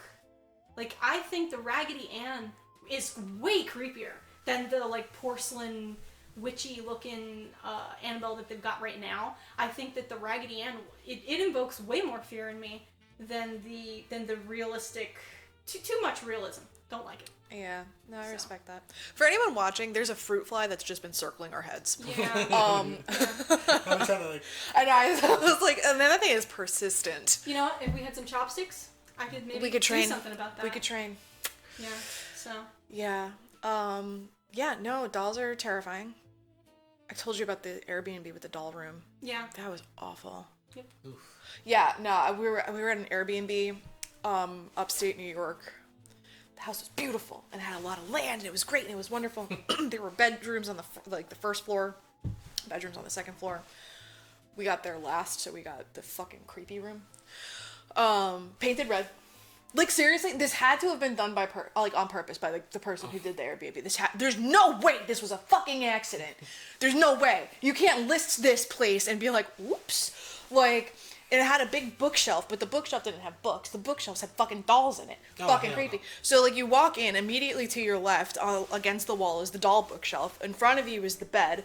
To the back corner, so it's diagonally to your left, is a fucking closet. The door doesn't shut all the fucking way. The door doesn't stay shut. You close the door, close the door, close the door, motherfucker. Like, and then you turn on the light and the light switch, and it has a fan, so it does like the little. Like, but then the light bulb was like, I don't want to work all the time. I just want to work sometimes. So it was like, bing, bing, bing, bing, bing, bing, bing, bing, bing, bing, bing, bing. So we got dolls, closet, bing, bing, bing, bing, bing, bing, bing, bing. And then on the fucking nightstand, Grimm's Fairy Tales. Fuck you, I'm out. There's no way you list that house and be like, I don't know. Every other fucking room was like nautical themed. Yeah, I love this. It was so weird. Like, I'll sleep in the car. yeah, like seriously, I'm like, I'll go in the woods. You know what? I'm gonna take my chances in the woods. We sage in that whole house. Like, sage, burn it down. Fuck sage. Kill it with fire. Like, horrible. No, thank you. So we saw some movies. We did. We saw some movies. Yeah, some spooky, some not so spooky. Yeah? Some tried to be spooky and weren't spooky and were silly instead. Politically spooky, I guess. Yeah. Politically terrifying. You definitely should see it. 95% Rotten Tomatoes. Whoa. Wow. Definitely one of Leonard whatever his fucking name is, DiCaprio's best movies out. I don't know. It's good to see people play like different roles and him play like this. Right, because he's usually in comedy, right? Yeah. Yeah. Kind of like this. Good for Just a him. lost guy. that just loves Diversifying his movies portfolio. That's awesome. and very like smart in a way. Like, he was crying. Like I like the scene when he was he went to go. Oh, it was a parent-teacher conference, and they were telling him about his daughter and whatnot. Yeah, she's doing real good. And he's like looking around on the walls. Oh, yeah, Benjamin Franklin. Yeah, whatever. And then he talked about like Teddy Roosevelt, and then he goes back to Benjamin. You know, he wasn't a good guy. You know, he had slaves. And then he's like, and then the teacher's like, okay, And we're just going over your kid's grades. yeah. Like, Well, Lilia's doing great right now. She is. aw, Mom died. proud dad. Well, speaking of her mom, I mean, Ben Franklin was just about as freaky as Tiana. So that boy was off. Just Yeah. He saying. loved the hooers. Hoa. He loved him. She's a hoa. So, and then Thomas Jefferson also had hella slaves. Yeah. But he was smoking though. He was smoking. He was 420 all the time. Anyway. Well, thanks for coming to our Labor Day episode. It's a good one. Anyway, so we're talking about Enid, and now we out. And now we're out it. Like Annabelle, we're out. Oh my god. What time is it? 5:07. Damn! Oh, Yeah, bruh. Yeah, bruh. Are we gonna do the Lord's chicken?